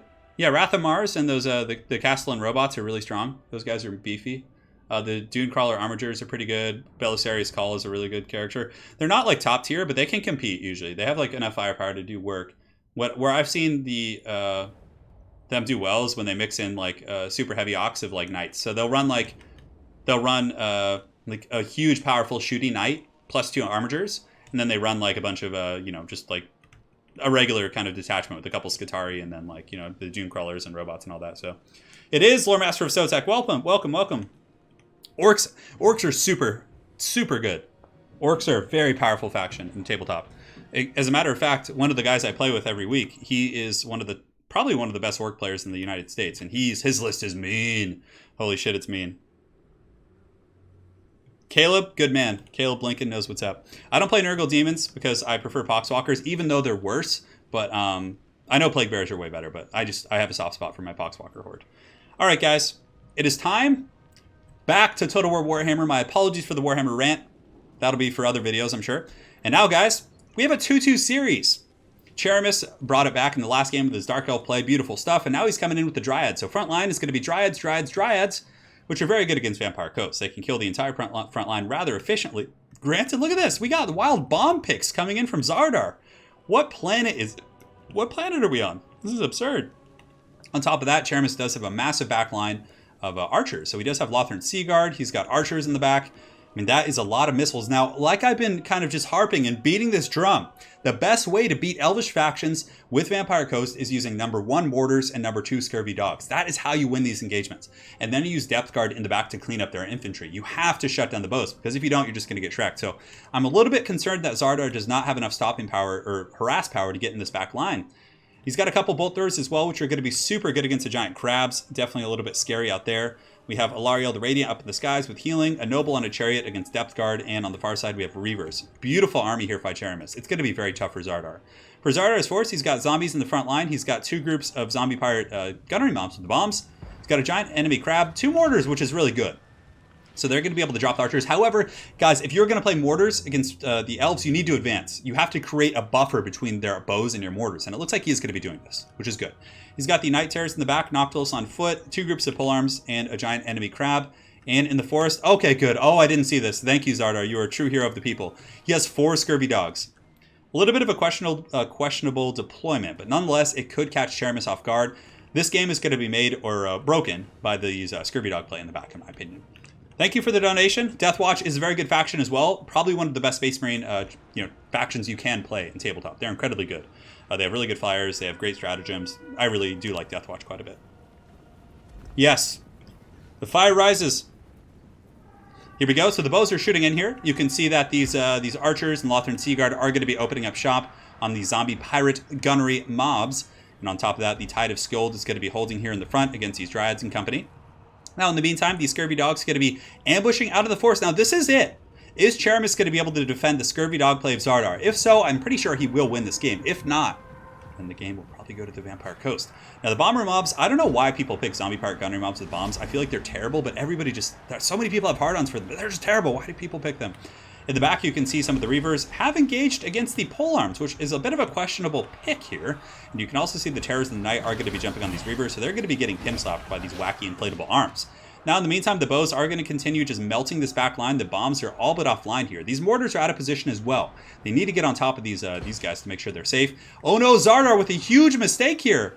A huge lapse in micro. Zardar actually gets caught by the scurvy dogs. So you can see the Reavers plus the Dryads. Unless he's forcing this engagement, I'm not sure why he would do that. Because look at this. There's just a bountiful harvest back here. There's 2 bolt throwers. There's archers. I mean, this is a feast. So yeah, Zardar is going to leave 1 be able to hold these guys in place, but these scurvy dogs could potentially be the heroes that Gotham needs, and they're going to be coming in and attacking these bolt throwers. So, okay, so this is Zardar's chance to get back in the game. If his dogs can cause just havoc in the back line, this could be it. In the meantime, the mortars are still online, halberds are defending, but there is a noble back here, and this Reaver harass has been shut down, and Noctilus is probably going to be having to drop some summons because the High Elf front line is still in pretty good shape. Avalorn has a couple Dryads left that are all, almost above 70-80%. It's a very, very tough situation here, but the doggies are able to get back there and shut down the bolt thrower. Now they should be able to sweep over here and finish off this other Eagle Claw bolt thrower. And yes, good work by Zardar Total War. Despite making a bit of a mistake, he is able to kind of rally his forces and refocus and get some good engagements. So both players playing very well this game. It's close. The Noble in the back is going to be fighting the Leviathan plus Noctilus. Scary stuff. And good backline sweeping here from Zardar Total War. He's able to get his deckhand mobs and the Night Terrors and is able to secure his mortar line. So good stuff there. His mortars are now back online, which is going to be huge as this game progresses.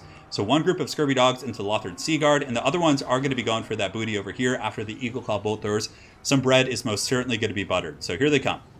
Scurvy dogs charging into the bolt throwers. Those guys are going to be offline here. In the back, you can see Count Noctilus and the Rotting Leviathan are just going to be on defensive duty. Now, if the bolt throwers are shut down, that suddenly just vastly changes the dynamic of the game, because there's not going to be any true dedicated anti-large like these bolt throwers against the giant enemy crab. So now we have a whole new game on our hands. Zardar Total War fighting back from a relatively rough start, and now he's in good shape. That backline harass is really paying off here, and the nobles trying to come in out of desperation to shut down the borders, but the wacky inflatable arm guys are going to be pimp slapping these guys, and here they come. One second, guys, my chair is like, I have like this old rickety ass chair, and it's just like a freaking pain in the ass. All right, so how do we do this? Okay. That's probably better here. Well, we'll see how this goes. All right, so the wacky inflatable arm's going to continue beating on the noble. Alariel's going to be jumping in as well on top of the mortar. Man, this game is so close. And the archers still have a bit of ammunition. The front line of the Vampire Coast is pretty much done for, but the hounds are feasting in the back. I mean, these reavers are really struggling to keep up with these guys, and one of the better ways I've seen for Averlorn to deal with scurvy dogs is just have dedicated reavers in the back line to deal with it. And then from there, your archers and your other troop will win you the game. Now, the noble in the back getting slapped up pretty bad. Oh, the giant enemy crab coming in with the steel claw. He's able to just beat down that noble. The noble's actually terrified. So Czeremis is certainly has, you know, some work cut out for him here. Oh, but this charge could be huge. Getting the reavers into the mortar here is going to be quite nice. He's probably going to be able to crumble both of these mortars. So he attacks here, and then if he flows over and the other mortar does crumble. So suddenly Zardar is actually out of mortars. But guys, Zardar still has Noctilus full health. He has a full health Rotting Leviathan just about. And he does also have the Night Terror. So suddenly, I think this game's going to be going to Vampire Coast. That's my prediction. I just don't think that the without the bolt throwers, and Czeremis' army was incredibly solid, but it's just the bolt throwers needed to be protected, because those are the tools against the crabs and some of these bigger, you know, heavy hitting targets. Man, what a battle between these two players. Very evenly matched series. In the meantime, the Dryads are going to be surging in, attacking Count Noctilus, which is you know, it's going to be a grind to say the least. And the Night Terrors are going to be clawing their way around here. Probably going to be engaging against the Dryads, but maybe they're trying to sneak over here after the Noble. Yeah, just get them in the main line. Although maybe, honestly, just sit back with the Night Terrors. Yeah, that's what I would do. If I were playing Vampire Coast in this situation, I would sit back here with the Night Terrors and wait out this engagement. I would wait out the ammunition, let the giant enemy crab take the fire with its, you know, 150 billion armor. I mean, this thing has a ton, 150, right? Halberds in the back are going to be continuing to hold here against the Reavers, but they're going to be getting crumped here in a second. Alariel up in the skies, in decent shape, but I think Vampire Coast is in a really dominant position right now. I mean, Alariel's in okay shape, but what do they have to kill the crab? I mean, I guess Czeremis does have Lothran Seaguard archers with volume of fire. Maybe he could drag down the crab. If the archers are able to kill these Night Terrors here, that could be pretty important as well. So the Night Terrors here are going to be getting buttered. You can see some nice shots right there. Mortar's still firing, though. Somehow there's still one mortar online, which is actually pretty big. And is it making contact? Wow, it takes out 8 Lothran Seaguard right there. Brutal stuff. And now the Night Terrors are going to be rampaging into the Dryads, which I suppose isn't that big of a deal. Now, is the Pigeon Lady going to be getting in there and getting her hands dirty? We will find out. Yeah, the Scurvy Dog play ended up being very good. I mean, a couple lapses in micro for just a second, but nonetheless, Zardar was able to recoup his focus and get in there and do a beautiful job. So yeah, Czeremis didn't have too much backline protection as well. He did not. So up in the sky, we can see Alariel the Radiant going to be looking for opportunities to strike. I mean, honestly, there's no mass here for the Vampire Coast, so Alariel probably could come in. Ooh, man, in a full health group of Dryads is able to get back here, and that's going to be pretty strong. Where the hell are these Dryads? Is it this group? It looks like there's 2 here, but I'm not sure. And Reaver's coming in as well, so Czeremis not going quietly into this good night, getting a nice hammering charge, and this entire back line for the Vampire Coast probably is going to be getting finished off. In the meantime, the Night Terrors are continuing to rampage into the Dryads. A nice summon from Noctilus, probably from the Wrath's Moondal because of the range. You can see it was a pretty far away summon. Are able to go back and chase down those Lothran Seaguard. Now, Czeremis does have a chance here. I mean, with all these bow units coming back, you can see there's a lot of them. He's going to be able to kite this crab. But yeah, Noctilus is going to be so tough to kill. This is how so many Vampire Coast games end. Just with, like, you know, a couple, like, units just fighting, like, against a horde of, like, just chaff. Farragon, thank you for the 20. And yes, do drop a like if you're enjoying this series. This is an amazing showdown between these two players. Evenly matched. I'm very grateful that we're doing a best of 7. So there's going to be potentially more games. We're an hour and a half in. Oh yeah, it's good. It is good. My next vacation. No vacations for me. All right, so in the back, the Noble's going to be charging back in, thinking about coming to clean up this back line. Czeremis doing his best to kind of polish off the scraps here. Night Terrors are coming back in, which are going to be a terror in the night. And over here, you can see the giant enemy crab has been able to kind of pulverize these Lothran Seaguard, but they're just terrified, which means they're going to be coming back. So they're probably going to be dropping some bows here onto the Rotting Leviathan, which is quite good. So back up in the hills, we have Noctilus just grinding it out. I wonder how many summons he has left. Man, what a game! What a game! I still think that the Vampire Coast is in a pretty good position simply because of the giant enemy crab. Like, there's no heavy hitting units, and that is a full health angry crab. Now, maybe if everything else dies, including Noctilus, you could like get it with army losses, but even still, I don't think so, because pretty much, I mean, Noctilus is so hard to kill. He is such a tank. Despite a couple nerfs, he's still very, very beefy. He, you know, I guess his HP pool is less than Grimgor now, so that's something to think about. Oh, man. I gotta double check something real quick, guys. Hold on. 1 second, my friends. All right. Sorry about that. Yeah, I thought the stream was having some issues, but I just wanted to check. So the crab's coming in. It's going to be Krabby Patty beating some of these archers here. We're probably honestly going to get terrified here in a second. We have a big old Alpha Strike coming in. Alariel is actually going to be going Fisticuffs, trying to burn down Noctilus, which is going to be hard. Noble's charging in. The archers should probably just finish off the Night Terrors. That's probably going to be their best bet. Dryad's coming in as well. Going to be slamming into the back of the Night Terrors, who only have 9 models left. So suddenly Noctilus is almost alone. Those Dryads are able to finish those guys off. So it's literally going to be Noctilus and this giant crab facing off against everyone. The crab is very slow. The crab is incredibly slow. Oh my god. So Rotting Leviathan right here is going to be Krabby Pattying this guy's. Man, these Dryads just getting the business right here. Oh man. Intense stuff here. These Dryads are going to be sweeping up and around. And what's left for Vampire Coast? Do they have any other tricks around the periphery of the map? It does not look like it. It looks like all we have is this crab. The Night Terrors are going to be going down here in a matter of seconds. I mean, they're critical binding. Their HP is just in the pits. Now, they do heal when they fight, but you can see that their leadership is just tanking. The Archer Fire is starting to wear them down. And are the Archers going to be able to focus down the crab? That's what's going to happen. The Archers are going to have to just kill the Night Terrors, and then from there, these Dryads should just fight, honestly, and just finish them off. Running isn't going to do you any good here. How much HP do they have left? Man, how much HP? 687, negative 17, so that should be enough leadership penalty for them to actually start taking a substantial amount of damage here as they do crumble. But they heal as they fight, so those guys are just holding on to the bitter end. This other noble can't afford to die. He needs that noble. I mean, even though it is a chariot, it still has decent AP values, so it's one of the few things he has left that can actually have some punch against his force. Now, the Night Terrors are going to be chasing the Reavers. A good play here by Czeremis, just kiting those guys. There's no point in fighting them. Just let them crumble. Oh, but they're critical binding. Are they going to stabilize? No way. Also, something else to recognize is the Lothern Sea Guard guys, for anyone who don't know, are anti-large specialists. They have anti-large, they don't have great AP, but they still do get that bonus against the crab. So that is something to write home about. Noctilus is going to be getting kited into the Shadow Realm. There's no point to take this fight for the High Elves until all of their archers have used their ammunition. But again, the crab isn't, super slow. He does have 50 speed. So he is going to be able to chase down one target at a time. And over here in the distance, the Night Terrors have crumbled off. Oh, and the atomic just booty drop here on the crab, crushing those archers. But now the archers just unleash their salvos. Just getting as much damage as he possibly can. These games have been insane. They've been insane. Oh my goodness. Yeah, I don't think the High Elves can win it. I mean, there's a chance. Probably not. I mean, if Alariel rolls really hot on her melee attack, as well as the Noble, but that crab is just so angry. If I were Zardar Total War, I would just sit in the trees and wait for him to waste all of his ammunition. Because he can't catch him, so there's there's no point here. And also, guys, the crab does have shotguns on its back. Yeah, when the ammo wins, he's going to have to attack. Yeah, that's the thing. And I'm pretty sure both players know that, so we'll see what they're saying here. They're just saying they're ready from earlier. Noctilus almost getting the Noble, but Czeremis is able to pull back there. Oh my god. The atomic booty drop from the crab is certainly legendary. Zardar should just hide in the trees. There's no point to go out, really. Just because you can't catch anything, so just hang tight. Dryads are going to be swarming in here. And it looks like Czeremis is coming in for the Alpha Strike because he's about to run out of ammo. Those Lothern Sea Guard in the back, the ones that have one volley left, are going to be his saving grace. Look at that. And as soon as they come in, they're like, screw this shit. We're going to get shattered. So the High Elf charge is foiled rather quickly.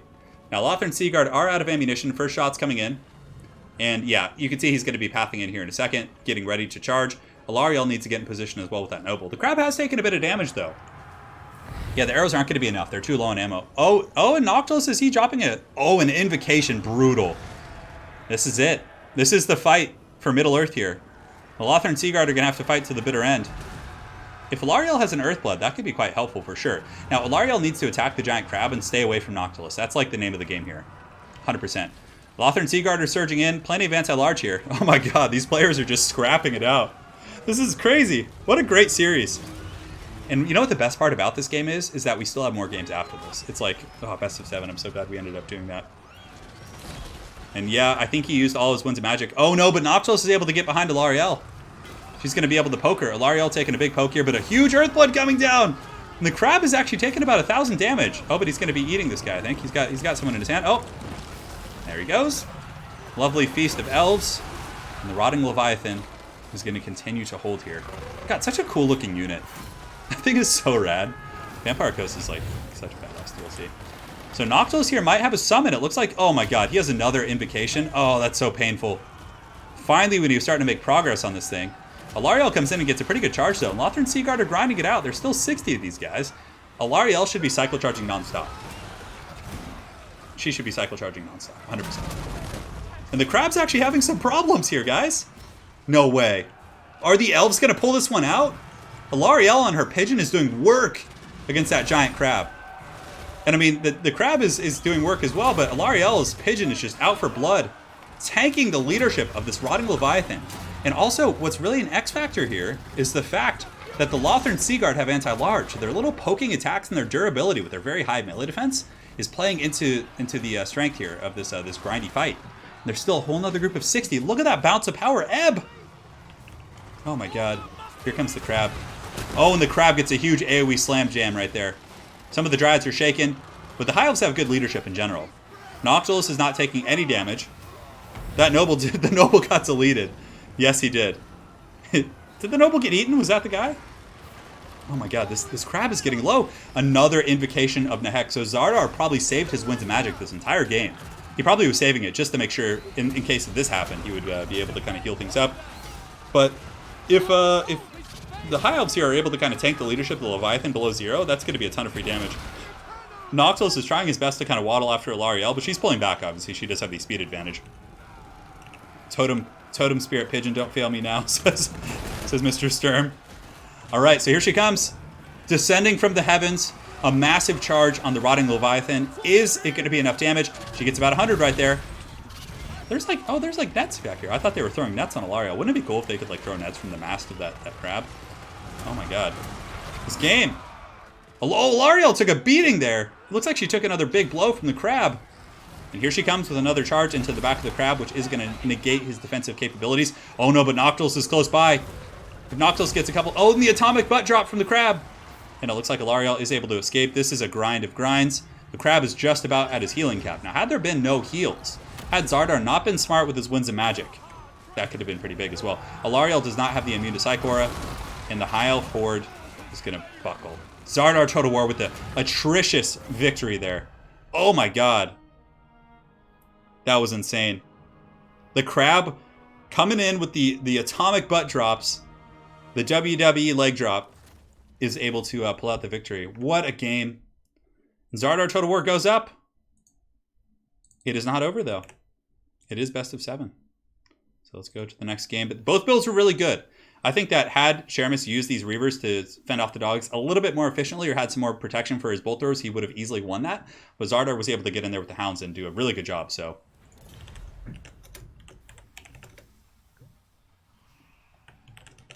it's best of 7. I'm just making sure they know it. A lot of people just... so we're on River Amazon here.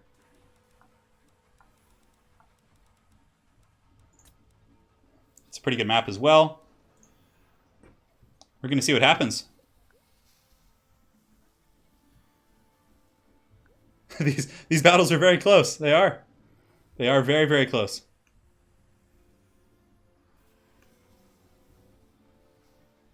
All right, 1 second, guys.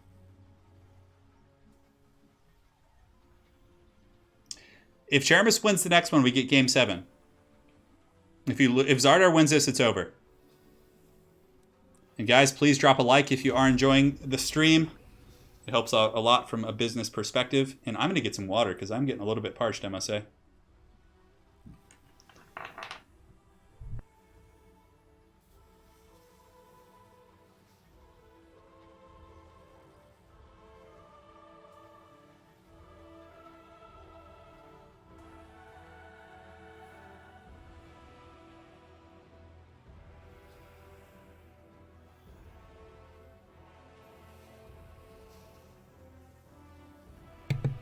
All right, doing some stretches now. I'm going to actually stand up and stretch with my creaky ass floor. Oh, sorry guys, I can't quite see chat right now while I'm standing and stretching because I'm a little bit far away from the laptop, so my apologies. But again, if you guys are just joining, this is a re-qualifier for the Eternal Challenger League. We had to replace one player at the last second, and it's going to be it was the winner of last weekend's tournament, Maximilian. So the two semifinalists last week are going to be playing it out, and it ended up being great because this is a goddamn good series, and I think both of these players are going to perform very well in the grand finals. Oh my god, it's so much easier to speak when you're standing. Like when you're sitting, it like really compresses your diaphragm. Yeah, something to think about. Maybe I should get like a standing desk. So, the Empire, the son of Sigmar, Czeremis, coming in with the Empire, and Zardar Chodawar, the classic matchup, the Undercity Uprising. They just happen to be at River Ambixon. Don't ask questions, but it's going to be great. Oh. Handmaiden versus a Crab. Handmaidens don't have the best AP, but they do have good AP missiles. So yeah, maybe that's a good idea, actually. You don't see Handmaidens terribly often. Turin is my middle name, yes. It's my actual name. Big up for my Empire boys, says Tiamat64. Thank you for the donation, man. Can I offer you an egg in this trying time? I mean, yeah, some eggs sound good to me. I don't know what the reference is, but man. I had a bulgogi bowl for breakfast today, of all things. It's like Korean beef for breakfast. It was really good, but certainly not breakfast food. Now, I have a question for any of you guys in chat. Have any of you guys ever used a standing desk? A bastion of... Oh, Romulan. A bastion of hope. The Empire. Yeah, so let me know, guys. If you've had experiences with standing desks, how is it gaming in a standing desk? I feel like it'd be a little bit weird. Yeah, well, I'm half Italian, so that makes sense. I'm mostly... If you want to get really technical about my heritage, I'm Italian and Irish and a little bit Native American. And probably a hint of German somewhere in there. But yeah, my primary background is Italian and Irish.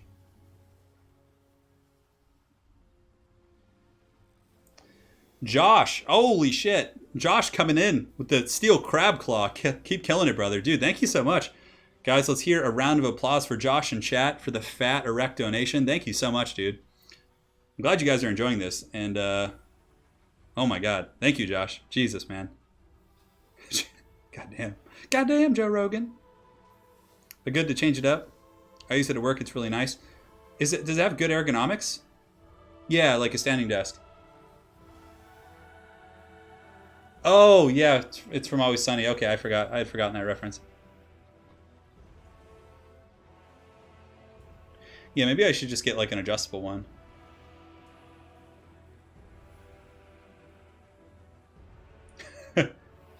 Well, my family is from northern Italy, so. Although if you go even further back, so my dad's side, my dad's dad was from northern Italy. Well, not my dad's dad, but my dad's grandfather was from northern Italy, like near Milan, and Lake Como and the Alps up there, and then the other side was from the south, like more towards Sicily. So I'm kind of like a mixture of northern and southern Italy. Yeah.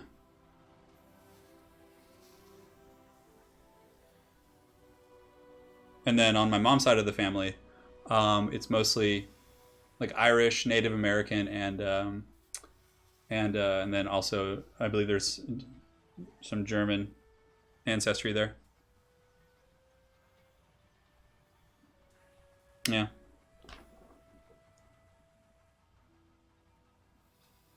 Yeah, okay. I think you guys have.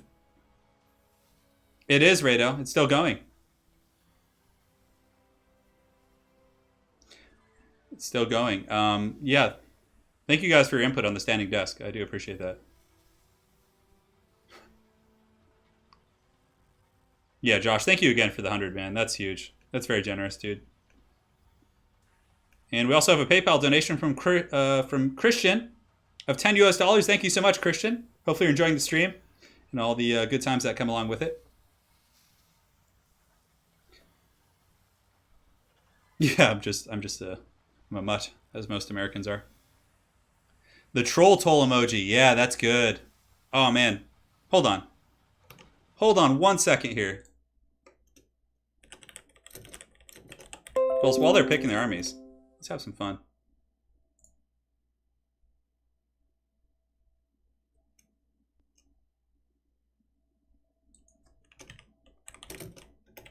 Hold on, hold on.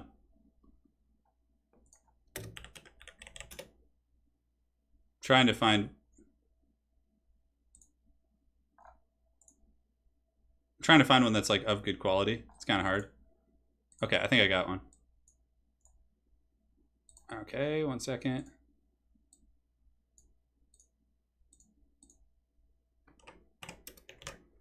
Okay, sorry. I'm setting up a troll toll emoji for you guys. What would you do to make Grey Knights better in 40k? I think that Grey Knights, their smites should do D3 damage, not 1. It's so stupid. Thousand Suns get to do D3. Why don't they? It's like, yeah, they should do that. That would be big. And also point reductions across the board for the Grey Knights would be really good. Okay. I'm setting up the troll toll emoji. Oh, and it looks like they're loading into the game, so I have to get back to that.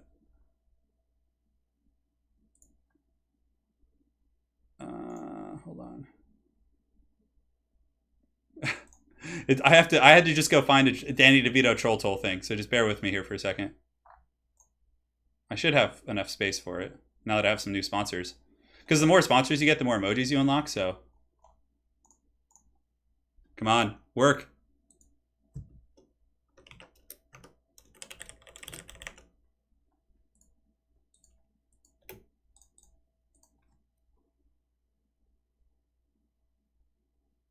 What? Oh my god, stop it. Hold on, guys, sorry.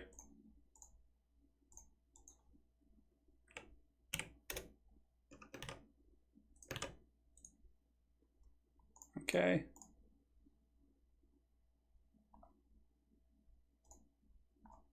Almost ready. Please don't start the game. This is very important stuff.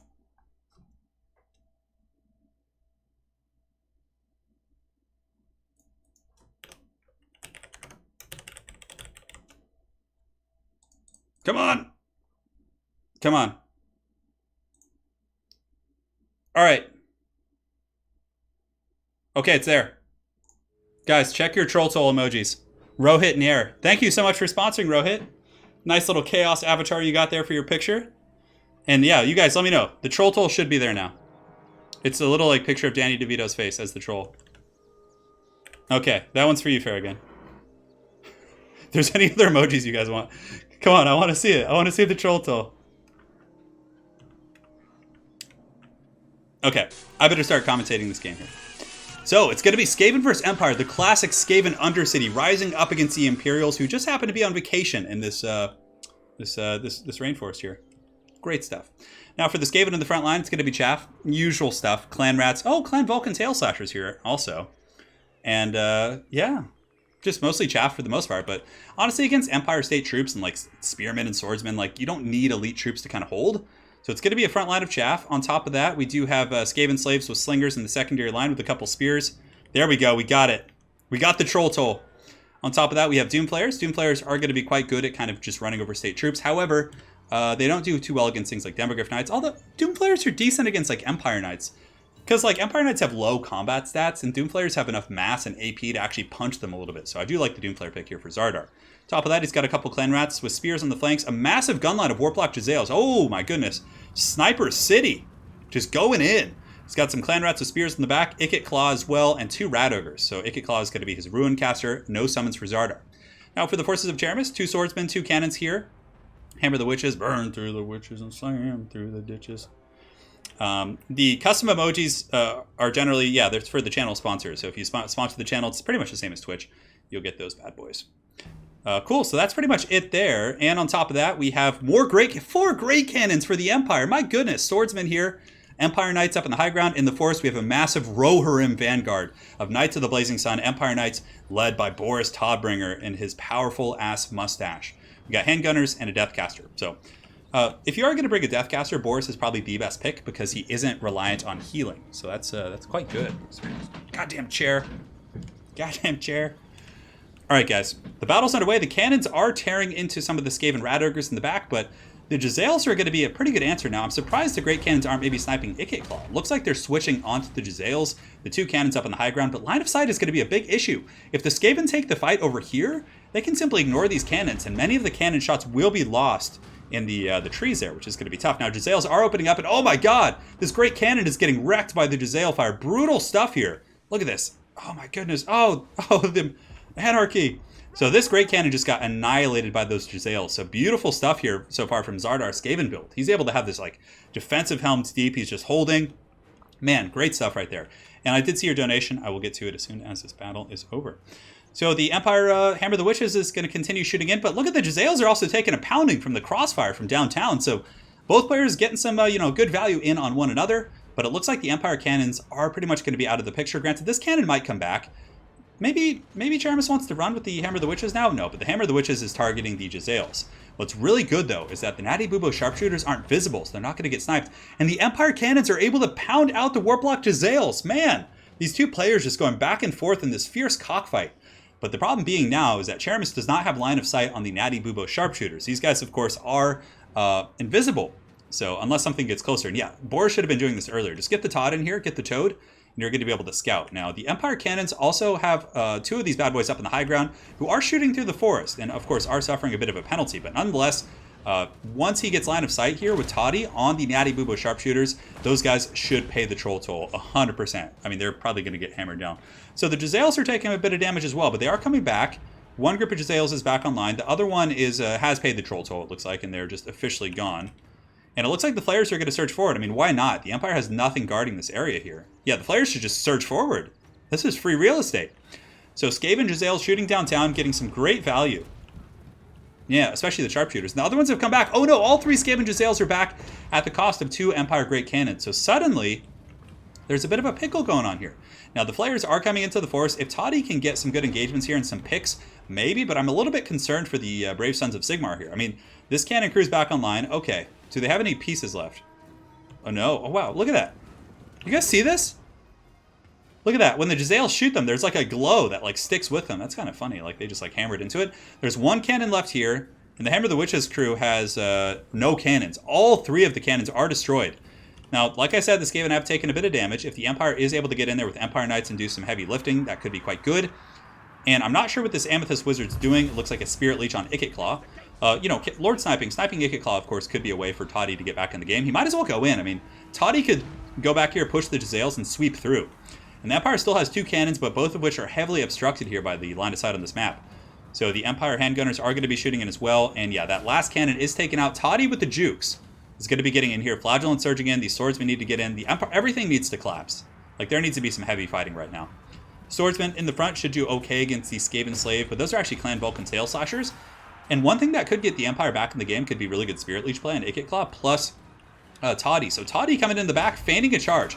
Maybe seeing if Zardar was paying attention. And it looks like Zardar didn't move to that. So maybe he does want to go in and attack. But if Toddy gets trapped in there... Oh, the Empire Knights are coming in. Rat Ogres are rushing to intercept.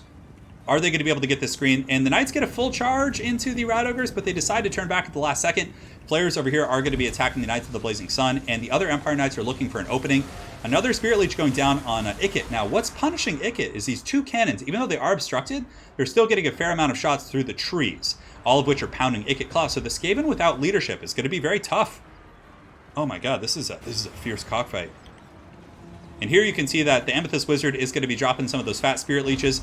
The Ikit Claw is getting very low, but it looks like a Brass Orb is going to be getting dropped back here. Toddy's coming in, and Toddy has a good engagement here against these Doom players. That's going to be good for him. Granted, there are a bunch of Rat Ogres following up as well as Spears, so he probably doesn't want to linger too long. Maybe the Empire Knights are going to surge back in. Hard to say. The Wizard taking a bunch of Skaven Slave Slingers to the face, and Empire Knights and Flagellants on the other side should be able to collapse a lot of this. But all 3 Jezzails are still online, which is not a good situation here for the Empire. I mean, that's still a lot of firepower here. They could easily turn and start blasting Toddy. Honestly, maybe getting the Jezzails to snipe the Amethyst Wizard would be a good choice. He's a pretty easy target right now. So really good capture by the Skaven. They're able to pin in these Knights of the Blazing Sun, as well as these Empire Knights in a nice 2-for-1. And a Howling Warpgale was able to lock Toddy up in the skies, but the Skaven are almost without a leader here. And somehow these Rat Ogres have lost to these Empire Knights. I'm not really sure how that happened. But oh, Ikit Claw with the Overcast! So he used Unlimited Power, which does have an Overcast chance, and he blows himself up in true Skaven fashion. Man! And with that, the Bounce of Power does ebb into the favor of the Empire.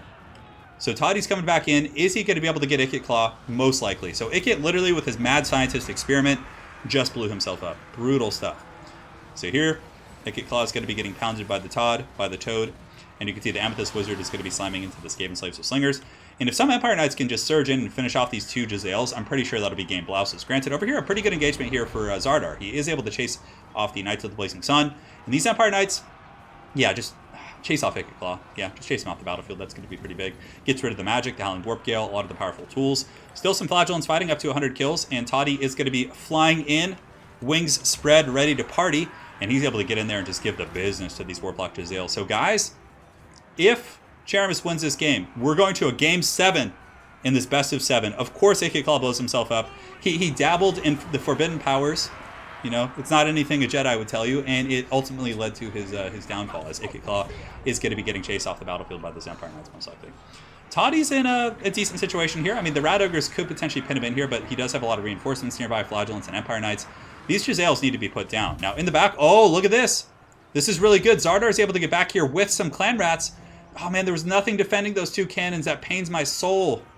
And those 2 Empire cannons are going to get pushed off, so that suddenly gets the Skaven potentially back in the game. Although they are going to be sacrificing 2 Jezzails for the cost. Natty, Bubo Sharpshooters, and these guys are going to be getting punished. 2 Flayers still in line, though. Flayers are going to be a great pick as well, and it looks like Aspect of the Dread Knight is going to be going down to the Empire Knights, which is going to give them terror. Quite a good use right there. I like that. Clan Vulcan Tail Slasher is in pretty good shape. Empire Knights in the distance still are going to be chasing down Wicked Claw. And if he can finish off the Jezzails plus the, any sort of Skaven firepower, he's going to be able to use Toddy to kill the Flayers and then use the Empire Knights to cycle charge all the other rats into the Shadow Realm. We have some Flagellants over here, and Handgunners still somehow are in the forest. And it looks like, oh man, these Handgunners better react quickly. If they react and shoot down these Rat Ogres, that's going to be quite good. And they do see the Rat Ogres coming. Are the Rat Ogres going to break to this last Samurai? 21 leadership on these guys. The Handgunners, unfortunately, are in the forest. They're a little bit obstructed. Are they going to get him, though? That's the question. This is going to be big.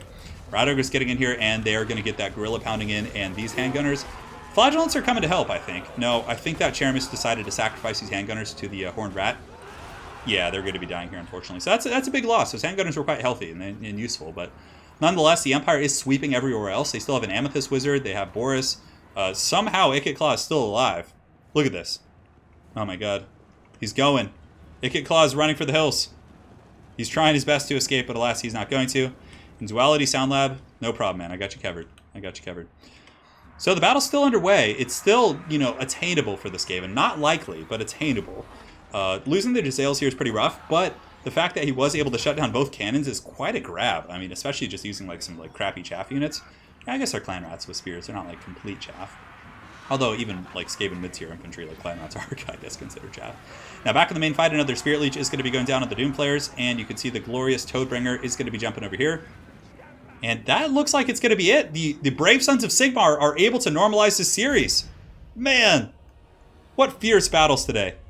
I really thought the Empire was done for after their cannons got sniped that quick. But, man, that was nuts. The Toad was ferocious, but what a well-played game by both players. Clearly, these two are very, very evenly matched, which is great. Czeremis pulling it back. And this is it. The last battle is going to be on the Mushroom Cave. And we're going to go to Subterranean. And let us get the Mushroom Cave. Mushroom Cave's a really fun map. Game 7. Get hyped. Get hyped. All right, so I missed a donation before from Matt Turman with the 1776. Happy birthday, America. Thanks for the great stream, dude. Thank you, man. Hell yeah. Hell yeah, brother. And then we have another donation on PayPal from Mr. Hartman for €5. Thank you, man. I'm glad you guys are enjoying this. Maybe I'll do a stream tomorrow on the 4th of July. Yeah, we got some really good players here. Didn't think we'll drag it out to 7th game. That's a really good series, says Czeremis. Hell yeah, it is. So we're on Mushroom Cave, a relatively small map, but again, it's not that small. There's plenty of Vanguard. Perfect, so I wanted to do a 2-hour stream on the dot, so this is perfect. This is perfect. In the Spirit of the Gorg for the Empire. What a series. Love ECL. Much love from Vienna, Austria. Thank you, man. Mr. Gorg, always a champion here in the streams. Yeah, Romulan actually had his qualifier game here, Romulan Dog, and won with a glorious purple sun. It was the thing of legends. I mean, Anna's out of the country right now. She's visiting her family in Poland, so I'm kind of just alone here. So I don't have much going on. So maybe I'll just stream tomorrow. Screw it. Pichu Rodas says, the same way Turin feels when Saurus or dwarfs die, I feel when Skaven blow themselves up. Hey, Stannis. Cheers, brother. Right back at you, man. Czeremis has been on the ropes, but every time he comes back, and now this is it. This is the deciding game. So waiting for your pick and ban, Zardar. So Zardar gets 2 bans. Hopefully they've been doing that, but if not, it's okay.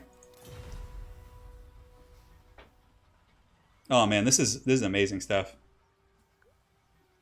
Real champs don't pull out. That's what she said. Oh my god. And Zardar coming in with the dinosaurs. We haven't seen Lizardmen yet today, so this is going to be good. And let's see what Czeremis can whip out to counterplay this. Gotta go to the game. And ban Wood Elves and Coast.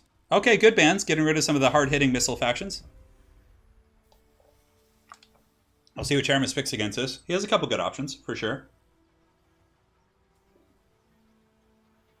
I know, Romulan. You're the Purple Sun, dude. So Tiamat64 says, I'm off to Krakow in Poland next week for work. Ever been there? I haven't been to Krakow. Every time I've been to Poland, I've been to Warsaw. So I go to Warsaw and then we go. Anna lives kind of in the countryside. They have like a really beautiful property in the, off in like a forested area. It's beautiful. So we usually are like in the Polish countryside, northeast, I believe, of Warsaw. It's like an hour away from Warsaw. Yeah.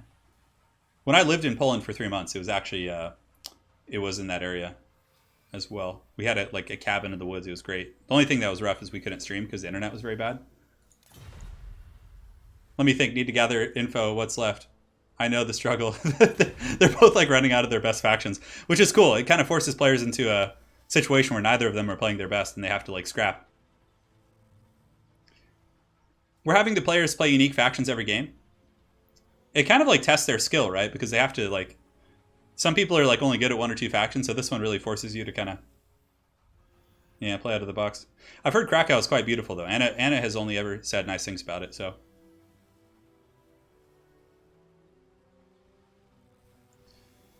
Mr. Swede. So that player actually wasn't Chinese, believe it or not. He just was in on clan, I guess. I don't know how it worked. You should see Krakow. Yeah, I'd love to. I don't know what the 9th age is, no. Well, they could do a mirror match if they wanted to. They could. If Czeremis wants to play lizards. Oh my god, a mirror match with dinos would be ridiculous. So Czeremis has played Dark Elves, he's played High Elves, he's played Avalorn, and he's played, did he play? And he's played Empire, so he has plenty of options. But it sounds like, against these guys, what would I pick? Dwarves are actually quite good, but he doesn't sound like he's a dwarf player. No, Swede, no, he wasn't. Oh, and the Dawi! Oh, Czeremis, a man after our own hearts.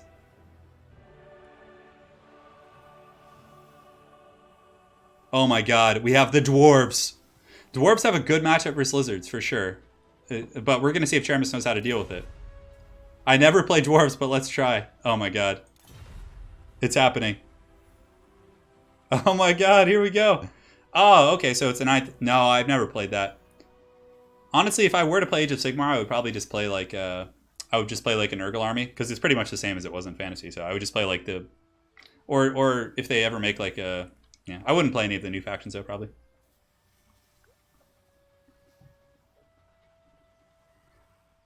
The Dwarves, and he doesn't play Dwarves. This is so risky. And then Zardar responds by saying, "No, P, I've never played Lizardmen versus Dwarves." Oh wow. So these two players forced out of their comfort zone. Who's going to be the champion in this matchup? Man, neither of these players know this matchup. This is going to be awesome. And the chat goes wild. I think it favors Dwarves, personally. Far over the Misty Mountains cold we go. Honestly, I think what you do is you just run like Longbeards, a couple Longbeards, Great Weapons, a bunch of Thunders, a cannon. There's a lot of things you could do here. I want to see bullets killing geckos.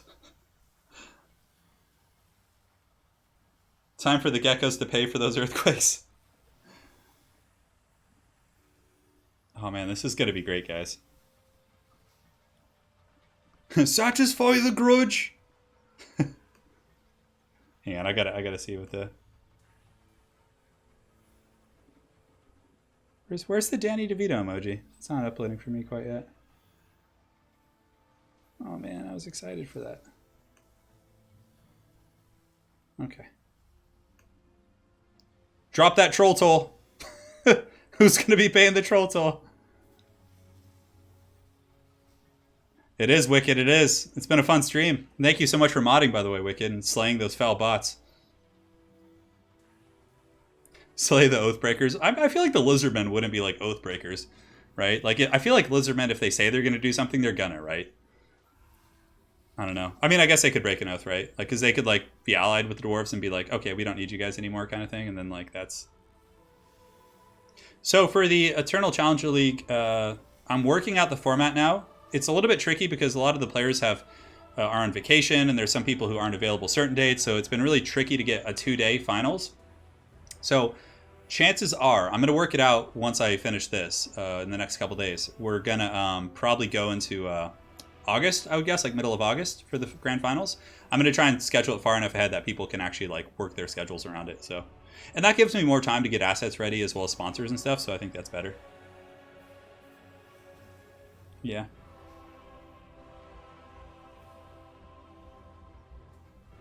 That's true, Wicked. The mod squad. We got Dimmy G up in here as well.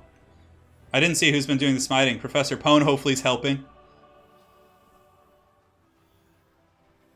Better be helping Pone. Yes. The great Dimmy G, the man, the myth, the legend of the XMT clan. I did miss one. Okay, let's see here.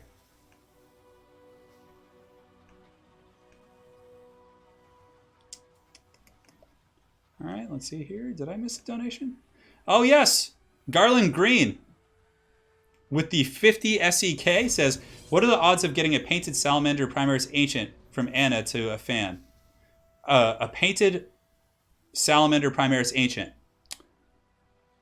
Well, we don't have the model, but I mean, I'm sure she would do it. If you want Garland, I would send her an email and just ask her about it. Yeah, she'd probably be, like when she gets back to the States, which will be like middle of July. Yeah, man. We could probably work something out. Shoot her an email. And I'm going to add Anna's email to the about section of the channel after this. Spirit of Gorg, do you know what the final format? It'll probably be... I'm going to do a poll, but it seems a lot of the players want best of 5. So since we're doing the Eternal Challenger League this time around, the grand finals as a 2-day event, we're going to be doing the quarters day 1, and then the semis, finals, and third place. So we're going to have four matches each day. I'm thinking about maybe just boosting it up to best of 5 for everyone, just to get extra epicness. So we'll see. Yeah, we'll see. Got it. All right. Dwarves versus Lizardmen. Both players are thinking quite hard about their decisions here. I can't start the battle for some reason. Okay. Maybe I have to wait for them to ready up. Habib, what we do here on the channel is competitive Total War Warhammer. So Total War Warhammer obviously is a grand strategy game that has a very heavy RTS component to it. So you have RTS battles and you have grand strategy map and kind of things like that in single player, or yeah, campaign, I should say. So we focus on the multiplayer battles here on the channel. So if you're a fan of like, StarCraft, Warcraft 3, you like RTS games, Company Heroes is pretty different, but those type of games, that's what we do here on the channel. Best of 5 for everything, with maybe a best of 7 for the finals. We could do that. Or we could just do best of 5 for everything. I think having the finals be a little bit more is kind of fun. Yeah, so I'm still working it out, but we're probably going to be like the middle of August. Is what it's looking like. I'm going to have to like, just because I sent out dates starting from like next week till like the first week of August, and like there wasn't a single one that everyone was available, so I'm probably gonna have to aim for the middle of August. I can go later, it doesn't really matter. Like we can go later. Need new Elven factions to come out, so I have more than 3 factions for a best of 5, says Lotus Moon. That's really good, man. That's really good. That's funny. I know it's tricky, right? Because you run out.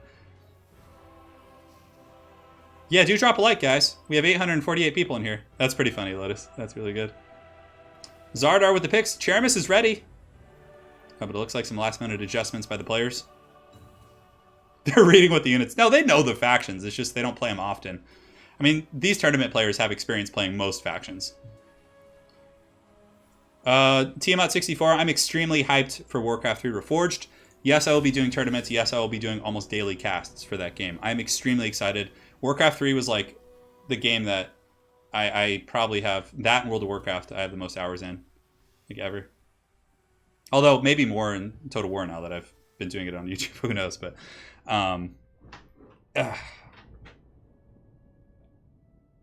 This is a great series. I know. Can't pick sides. Can't pick sides. Alex Sear, I have no idea about that. But Lore Master of Sotek is in chat, so perhaps he could answer that question. He is the Dark Lord of Warhammer Fantasy lore. So if you have any questions. All right, so we got this, and everything's looking good. Here we are, guys. The last game of the day, the rubber match between Zardar Total War, who's going to be leading the forces of the dinosaurs, up against the Dawi of Czeremis. So, man, what a fierce cockfight we have in our hands. And yeah, if some of the mods in chat, if you guys could drop Discord links for Joshua and some other folks, that would be excellent. Warcraft 3 Reforged is a complete remaster of Warcraft 3 The Frozen Throne. It looks really nice. It looks like a brand new game. Yes. And Wicked, I'll have to make sure that you have the capabilities of doing that. My apologies that you don't at the moment. So for the dwarves, taking a very nice defensive posture in the back. They do have a cannon, of course, going to be forcing the lads in. And yeah, so for anyone who's wondering about the line camping, he's like not at all. So to line camp, you would have to be like right here where my mouse is. Like the line camp rule essentially works as such that like your opponent can't comfortably maneuver between your back line and the edge of the map. It's kind of like a judge's call type thing, but he is more than fine. There's ample room for the dinosaurs to kind of flank here. So he's got a couple Thunderers as well. Very good choice against the Armored Dinosaurs. Going to be super essential. Althar's Raiders here. Miners in the front line, as well as Dwarf Warriors in the front. Dwarf Warriors, for the cost, are very good against Saurus and Skinks. They hold for a long time, and I definitely like that pick. So his army's looking quite good. He's got 2 groups of Giant Slayers for the anti-large. On top of that, he does have a Rune Lord, Longbeards, and a Rune Smith as well. So a nice army. It's really good. I mean, the Runes of Wrath and Ruin are going to be very efficient at melting down the Saurus. Guns against the big dinosaurs with the cannon and Giant Slayers. It is a well-balanced army. It's really going to come down to how well can he defend these assets. So I like this quite a bit. All right, guys. On top of that, for the dinosaurs here, Zardar Total War, the hero of Greece. Saurus Warriors in the front line with shields. Going to be quite good. I mean, they're good for the grindy fight. They will eventually beat Dwarf Warriors. They actually, against Longbeards, it's a relatively close fight. I think that Longbeards may edge them out in the end because of their defensive prowess, but I don't know. It's hard to say. So yeah, the Saurus front line's pretty good. The one thing I think Zardar is missing a little bit is mixing in a couple more red-crested skinks. They're super good against dwarves with their AP values plus the poison, but nonetheless, it's still a good front line. And he's going to be going in balls deep with a fat Slann. So he's got Lord Mazdamundi, actually, a big target. So he's going to have to thunder in there. And if Mazdamundi gets trapped by like Giant Slayers or anything like that, it's going to be very rough. But Apotheosis is the only spell he brought there, and he does also have the Thunderous one. Going to be coming in, dropping some of that fat thunder here on the dwarves. He's got Coldwind Riders on the flank, 2 groups of skink cohorts with javelins, and more Coldwind Riders on the far side. So plenty of flank pressure. Plus, he can buckle the front line very easily with the use of Mazdamundi and the Thunderous one. So it's a good force. I mean, both players have good armies. It's really going to come down to play and game knowledge here. Yeah. Yeah, the dwarves aren't line camping at all. Not here, no. He's got plenty of space. This is a very honest deployment here. Yeah. The Thunderous one arises, yes. It's time. So the cannon is going to be opening up. The Dawi cannon shall sing. It's going to be shooting at some Saurus initially, just because it automatically shoots at what it can see. But as soon as Czeremis gets his eyes set on these other targets, the Coldwind Riders, it should just be shooting at like Mazdamundi or the Thunderous one. Those are the big threats. The Saurus and company may eventually cause some problems, but for the most part, this is what's going to end you. If these guys aren't dealt with over here on the flank, that's going to be the bread buttering. Yes. Glorious stuff here. So the cannon has switched its sights onto the Coldwind Riders. I mean, that's pretty good value, getting rid of the cav units, the AP cav. So the cannon is going to unleash its first shot. Here it comes. And swing and ooh, and it cleaves a couple of those guys. Beautiful shot right there. Taking them down a couple models, although it didn't do that much damage, believe it or not. And the dwarves are going to be responding in kind. Czeremis is going to be screening out his forces. Dwarf Warriors getting ready. Cannon still dropping some heavy shots into the Coldwind Riders. And now it's starting to accrue some serious value. So obviously the dwarf player If you can get rid of both of the Cold Wind Riders and then just use the Slayers to screen the movements of Lord Mazdamundi and company, that could be quite good. So yeah, I mean, the Dwarves, the Aquatics could come into play here, but I don't think it's going to because the Dwarves do have the initiative with the artillery pieces, so it is going to be forcing the Dinos to come in here. Cannon still raining some hot fire into the Cold Wind Riders here. That one only takes out 2 models, which isn't going to be super destructive. And the Giant Slayers are going to be getting ready to intercept. Oh, and a massive Dwarven volley just coming in there and crushing those Cold Wind Riders. One more cannon might actually break them. I mean, one more volley from the Thunders might even break these guys. So they're getting crumbs pretty good. On the other side, if we look, you can see Zardar is going to be coming around with Cold Wind Riders. Skinks are going to be dropping some Javelins. But here comes the charge. Oh, and the Lizard's just getting last Samurai here. They're wavering. Oh my god, the humanity. And the Slayers are just going to cut them to pieces. And these Cold Wind Riders are suddenly like, screw this shit. I'm out of here. I'm going to just run away. And they'll probably rally, maybe, but they took a lot of damage. Oh, and a nice banishment coming in. This could be big for Zardar. He gets a huge banishment right down the Dwarven formation, tearing into the Thunders, bringing them down to half health. So beautiful play by Zardar right there on Lord Mazdamundi, or from Lord Mazdamundi. And now Mazda's just going to be running in. Thunderous one coming in as well. These Giant Slayers are going to be super busy trying to chase these guys. Rune Lord's going to be surging into the front, dropping the Master Runes of Wrath and Ruin, and the Dwarven Infantry are now holding. And in the back, we got the Cap coming in. Cold Wind Riders are going to be trying to penetrate this cannon, but the Giant Slayers were waiting for them, and the Giant Slayers should be able to kill those guys rather quickly if they stay and fight. Now, this is not good for the Dwarves. They're a little bit bunched up here with all their guns in like a bit of a tight pocket, and that's going to allow Zardar to really just do a ton of work there. But man, what a just a fierce cockfight. So some of these guns are running, but honestly, they probably will come back. The Cold Wind Riders are just being taken into the Shadow Realm by the Giant Slayers. Giant Slayers are cutting them to shreds. Shield of the Old Ones is going to be going down as well. Ulthar's Raiders are running, but the Giant Slayers are intact. They're in rather good shape. Now, the frontline fight, favoring the Dwarves here. Pretty good to hold here. Miners are still in reserve, so again, there's going to be ample forces for defensive capabilities. And Ulthar's Raiders are actually back online, so they're going to be dropping some fire. Oh, Thunder's in the back. If they get chased off by these Skinks, that's going to be really nice. So the Dwarves have taken substantial punishment here in the center. Their Thunders and their gun lines have been, heavily damaged. And at the front, they're holding well. They still have their 2 Rune Lords. Mazdamundi's in good shape. Thunderous one is in relatively good shape as well. And the Dwarven Cannon needs to get back online. He needs to get on that cannon and start unleashing hell because Mazdamundi and the Thunderous one are just causing a ton of problems. Now, the front line the Dwarves are holding, it's going to take like a year for these Longbeards to falter against Saurus Warriors, if at all. Thunderous one is actually taking a fair amount of axe fire from the Ulthar's Raiders, and the Giant Slayers are surging forth, but the Giant Slayers are also getting very beat up from the Skink Javelins. Those guys are just doing the work of the Old Ones, I guess I would say. I was about to say Dark Gods, but that wouldn't make sense. So the Dwarven Reserves, the Miners are going to be surging into the front line. Dwarf Warriors are going to be getting pulled into the back to help out against these flanking Skinks. And this is big, actually. Up on the high ground, we have the Thunderers for Czeremis. The Thunderers could come back in and do some serious work, but the Thunderous one himself does get slapped with the Rune of Wrath and Ruin. He now has 14 speed, and the Giant Slayers are just going to be cutting him to pieces. You can see he's taking a bit of damage. He is able to kind of charge out of there, get that little bit of a charge acceleration to get away from the Slayers. And is his cannon back online? If it is, that's going to be really big. The cannon is a huge, huge boon against these guys. So Mazdamundi's in pretty good shape, actually. He's relatively healthy. These Dwarf Warriors need to intercept these Saurus coming in, but Giant Slayers are continuing to attack the Thunderous one, and the Ulthar's Raiders getting a nice volley right there. Oh, huge damage coming in. And the cannon crew from Czeremis, he needs to get those cannons back online ASAP. Those guys are not re-equipping on their cannons. They're sitting, and they're just going to be taking unnecessary casualties. Miners on the flanks are going to be defending against these oncoming Skinks, and it looks like a banishment coming down here. Is Czeremis going to react in time, or are these Dwarf Warriors going to be Shrek'd? So, minor damage. It's not going to be anything to write home about, but the Thunderous one does get hit with another Master Rune of Wrath and Ruin, and every rune that goes down on these big dinosaurs is less damage on the Saurus, who inevitably probably will grind out that frontline fight. So 39 Giant Slayers right here, and then we also have another 26 right here, and they are beating the drums of Mazdamundi. Mazdamundi is taking quite a bit of damage. Definitely some very good fighting back and forth. Oh, that is huge. Czeremis gets the Thunders up on the high ground. They come back from rout, and this guy is going to be taking a ton of damage. He might even be able to break this guy, which would be huge. So Thunders have perfect line of sight up here. They're going to continue to shoot, and they're going to get another volley in before they're inevitably shut down by the Skink cohorts. Oh, that is really big. Getting that big thick boy down is going to be quite substantial. Giant Slayers are running back in, going to be going in. They might be able to finish this guy off. Mazdamundi has retreated to the front line where he is going to be dropping Shield of the Old Ones. But Dwarf Infantry, they're singing the songs of their ancestors. Those guys are not going to lapse at all. They're going to be holding in the pocket. That Shield of the Old One's quite good. Really hitting a lot of those forces there. The Thunderous one is still waddling. Very, very good play in the back by Zardar. He is able to get these Skinks and shut down the Thunders. But if the Thunders win this fight, are they going to win it? They're at 44 leadership. They might be able to actually win this fight against the Skinks. I mean, they're basically Dwarf Warriors. In terms of their combat prowess. Another group of Thunders coming back online. This is really not good for Zardar Total War. The fact that the Thunders are stabilizing and coming back online is really tricky because, the Thunderous one and Mazdamundi can't be everywhere at once.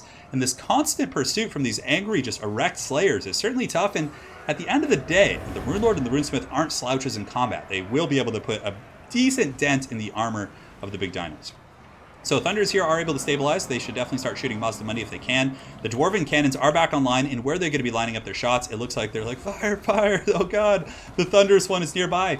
And they need to turn their sights onto this big dinosaur. But look at that. Zardar, great micro, is able to jump on top of the cannon, but at the cost of taking massive fire from this Thunderer gunline. Now, Mazda Money and the Thunderous one are going to be surging back here. Zardar, if he wants to get back in this game at this point, needs to methodically kill all of the guns because the Dawi Crossfire is just tearing them to shreds. It's just doing so much work, and the double Giant Slayer defense is also quite strong. And look at that. The Saurus are buckled. The Dawi have just been able to hold the front line and really pound those guys out. It looks like an Apotheosis going down, which is going to help with the damage they're taking from the Thunders, but the Thunders hit very hard. Another 200 damage coming in there. I mean, the Thunders will get pushed off the map, but then there's a cannon back online, and has 2 cannons.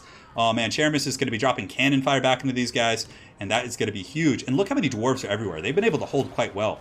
I think there needed to be more swarming here for the dinosaurs, like getting a bunch of red-crested skinks and swarming the flanks would have been really good. I think that he invested a lot into these 2 big meat sticks, which did good, but yeah, I felt like his infantry, I don't know. It's hard to say. It's hard to say, but man, Czeremis has been able to hold very well. In the back here, you can see that the cannon is going to be shooting, dropping a fat cannonball into the back of the Thunderous one and Lord Mazdamundi. And you can also see the Rune Lord and the Giant Slayers are able to stabilize. The last of the skinks are being polished off by the Longgrids up on the high ground. And are there any Saurus coming back? There's a couple, but they're really going to be a non-factor. There's only 16 over there. Here we have some Thunders coming back in, which is actually going to be quite substantial. But Jabba's not giving up. I mean, Jabba, he has his Thunderous one. There's pretty good AoE damage coming down from these guys. And look at that. The Dwarves forming another defensive pocket here in the end. A cannon shot going into the hide of the Thunderous one, able to do a ton of work. And here it comes. Oh man, this is just intense. Are the Dwarves going to be able to hold this second onslaught from the dinosaurs? Mazdamundi coming in, this angry toad, who, somebody pointed out that Slans could be played by Steven Seagal, which I think is really hilarious. But a Rune of Wrath and Ruin going to be going down on the Thunderous one, slowing it down, and the Giant Slayers surge in. Their axes are going to be singing into the hide of the Thunderous one, but no, the Thunderous one says not today, and he's going to be surging in on top of the cannon, dropping a lightning storm back on the Rune Lord as he does flee. And look at this, you could see that the Lord Mazdamundi is getting just, oh man, surrounded. Both of these dinos are surrounded by a horde of angry dwarves. Are they going to be able to win though? It's going to be hard to say. I mean, the dwarves, do they have any guns? The cannon was shut down, which is huge. The Thunderous one is wavering. It has 8 leadership, -7. Mazdamundi is going to be the dinosaur that Gotham needs. Yeah, Curse of the Midnight Wind actually would have been really big in the front line. The Thunderers here coming back in. The Thunderers are giving it to the Thunderous one, showing them who truly the Thunderous one is here in this matchup. But man, I have to say, very well played to both players. Just an intense cockfight. Mazdamundi is going to be coming in to chase off these guns, and the fact that the dwarf guns kept coming back in was really big. I mean, Zardar did such a good job in the beginning crushing the gun line and chasing them off, but they kept coming back, and he didn't have ample resources to fully chase them off the battlefield, which I felt like it was pretty big. And the dwarves, the Thunderous one is indeed broken. Is the cannon crew still alive for the dwarves? That is going to potentially be big, but it looks like no. I don't believe it is. Now it's going to be Mazdamundi versus just a horde of angry Dawi. And we have 10 Giant Slayers here and 18 Giant Slayers here. Honestly, that's going to be too much for Mazdamundi to handle, I think. I mean, you never know, though. I don't know what his Winds of Magic situation's like, and if he can bunch up the dwarves and get a Ruination of City, and or I believe he used both banishments, so there's no more of those, but a good Ruination could potentially get him back in the game. It's hard to say, though. It's really hard to say. The Thunderous one's going to be getting slapped with an Apotheosis, which means he can outrun these Slayers, obviously, and can potentially come back. So that's going to be big. Mazdamundi, his Royal Thickness is coming in here, and he's going to probably be coming for some of these miners here. Oh my god, look at his just rolls. See you later, Sotek. Take care, man. Thanks for joining and answering questions, as always. Oh, just big thickness. Look at him. Just his gelatinous belly just thundering as he just runs over these miners. It's a numbers game. I mean, he's really good against all of these targets, but the Giant Slayers are going to be a pain in the ass for him. Oh no, and the Thunderous one's back. It's coming back. Oh my god, can the dinosaurs pull this game back? Can they? Oh, and a Dwarven Karate Kick coming in from the Rune Lord, dropping that classic kick. We have 4 Giant Slayers left with 100 HP. If I were Zardar, I'd probably just like hard target these Giant Slayers, but I guess it's a little bit hard with this thing. It just kind of hits whatever it wants. Man. Mazdamundi, is he going to save the day? I don't know. He drops Apotheosis on himself, which is going to be big. It does pull the Balance of Power back towards the middle here. Jesus, this battle is so insane. I don't know, though. Aside from the Giant Slayers, the Dwarves don't have too much that's good here. A couple Saurus coming back in. Both players just scrapping to the better end. And yeah, Czeremis says, ready, let's do this. And the Giant Slayers attacking Mazdamundi. I mean, every every pickaxe that lands into the hide of this Slann is making is a big deal at this point. Oh, Shield of the Old One's going down. Gonna be buffing those guys up. Over 300 kills on Mazdamundi. Well, he has 140. The Thunderous one has 176. So between the two, they have quite a bit. Pretty good against the dwarves. So the Thunderous one, look at them just like, oh god, just being swarmed by dwarves. There's a couple Giant Slayers mixed in there as well. Those guys are, oh, that was brutal. I think now there might not be too many Giant Slayers up there. But this Thunderous one's taking a beating. It's got about 1,000 HP. And Lord Mazdamundi's out here on the flank, and dwarves just do not run. Miners are going to get terrified, but Longbeards are immune to psychology, and he has quite a few of those. Plus, the Giant Slayers are unbreakable, so it's not going to be any breaking. I mean, there could be a terror out on the Rune Lord and stuff, but oh my god. This is such a stressful game. And this is it, guys. This is for the final spot in ECL. The Thunderous one here, going to continue to do his jam. Pulling back, the dwarves are swarming. Rune Lord, can the Rune Lord get his karate kicks? I know he gets knocked over by the tail of the Mazdamundi right here. Man, if the frickin' dinosaurs bring this game back, that would be insane. Their Saurus coming back in, that's going to be very helpful for just picking off some of the lower tier units. The Saurus actually have 66 kills. And we got 689 HP on him. On Mazdamundi, we have a full 3,000 though. That is no joke. The Thunderous one's breaking. 9 leadership, 555 HP. Oh, is he going to break? He's wavering. It is so close. We have Longbeards. We have 2 Giant Slayers left. And then the other Giant Slayer has 3, I think.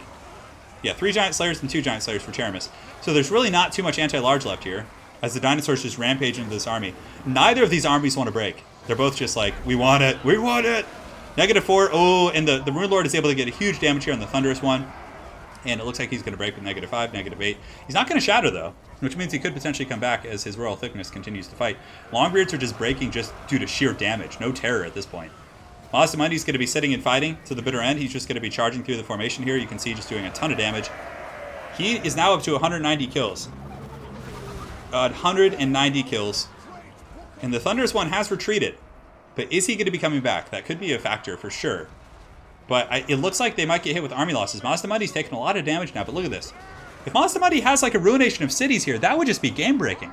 If Zardar is holding that in his back pocket, that would be insane. If Zardar could get a ruination on top of this dwarf blob, that might win him the game. Because Mazdamundi could easily bully the Runesmith and the Rune Lord by himself. As long as he has like over probably like 1800 or 2000 HP. Thunderous one shatters. Yeah, it's been broken so many times at this point. It's going to be shattering. Does he have ruination of cities? If so, maybe he has a chance. If not, it's probably game blouses. So Mazdamundi's going to keep fighting. He's obviously there's not too many good things that are great against him here. The miners are all breaking off now. Miners do bring some decent AP to the table. Oh my god. This is nuts. This is nuts. The lizards so break they bend. I suppose that's true.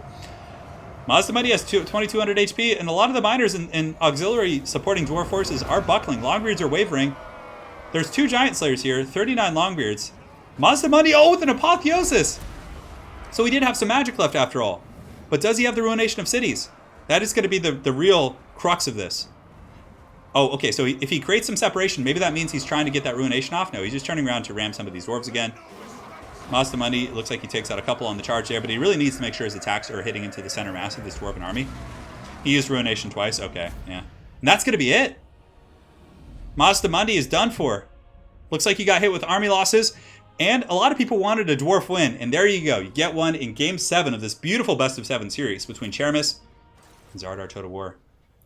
And with that, the Dawi are going to be securing a spot for Czeremis in the grand finals. And what a series. What a series there. That was insane. Wow, guys. Yeah, he used ruination. Okay, I didn't see it earlier, so I was wondering if he had already used that. GG. GG, damn. That was an insane best of 7. So guys, now we can update the bracket here. So I got to say, well played to Czeremis and Zardar. That was a goddamn amazing series. Tablet. We have to update this. And let us go ahead and...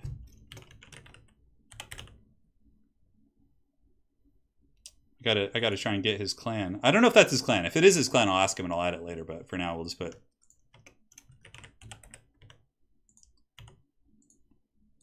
So with that, guys, the final 8 are now set, unless somebody else has to drop or ends up being dropped, and then we'll have to do another one of these, but probably not. I think we're all set now. And there's a lot of storylines, actually. I mean, Czeremis and Lotus Moon had an amazing qualifier series last season as well, so perhaps they'll be running it back. I mean, we have rivalries across the board here. It's going to be great. We have clan battles, all kinds of crazy stuff here. I believe Czeremis is from Poland. And let's go back to the desk where you guys can see me, Peter Parker, disappear. Man, what a series, guys. What a series.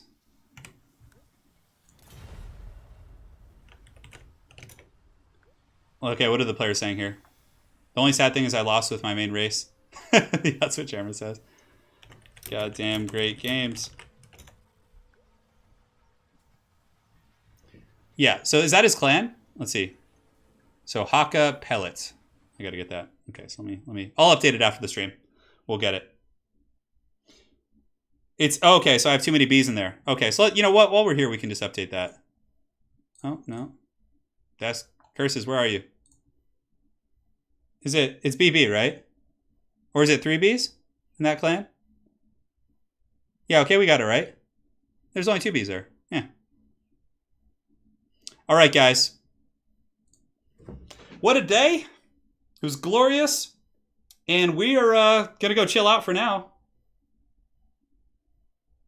Yeah, I don't know. I believe Czeremis is Polish. Yeah.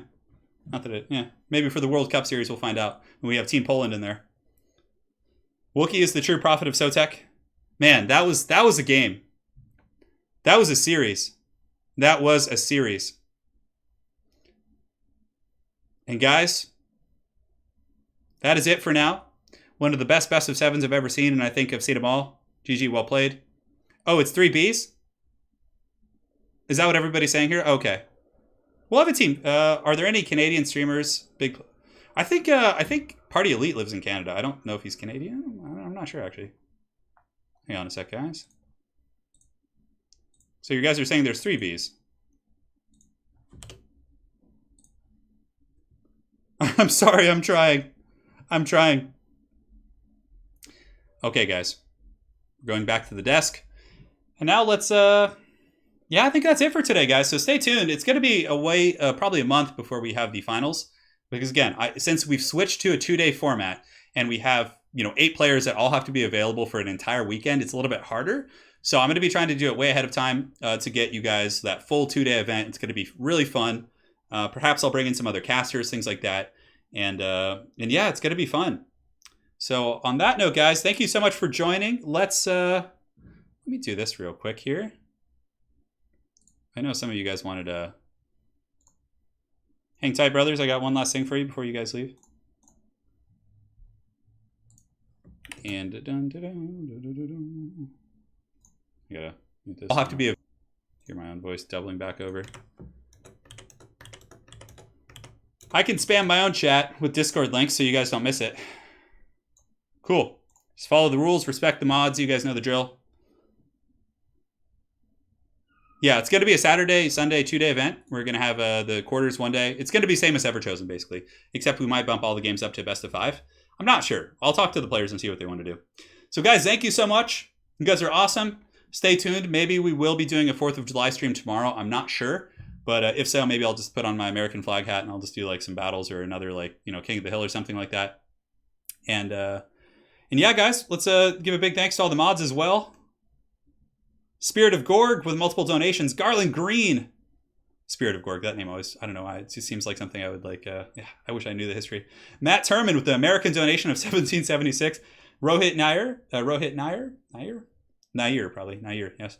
Thank you for becoming a new member. Josh with the erect $100 donation. Tiamat64 with the 5. Farragon with the 20 and 100. Farragon, man, thank you so much. You got your troll toll emoji as requested. Teddy Bear with the $14.99. Shout out to Deathwatch is cool. Farragon 77 with the 100. D Bison, Raw Cauliflower, Alex Sear, Manuel Lopez, Stephen House, and Bryce Wakefield and Kai Wilcoxon. And on top of that, a couple donations from Christian Broden, as well as Alex Hartman on the PayPal. You guys, thank you so much for supporting all this multiplayer goodness. We'll do a King of the Hill. Perhaps Felcon will come to King of the Hill tomorrow if he's around and defend his strap. See if anyone can unseat the king. That would actually be really fun. I'll be doing Warcraft 3 soon. I've been in wretched hand pain for the past like 3 days, so I couldn't even work. I didn't work the past 2 days. I was waiting just for this. So yeah. So I'll be trying to get a Warcraft 3 stream soon. Yeah. All right, guys. I gotta go take care of my hideous beasts. They're calling me in the living room, Wookie and Lola. And all right, guys. Thanks for joining, and we'll see you guys next time. Cheers.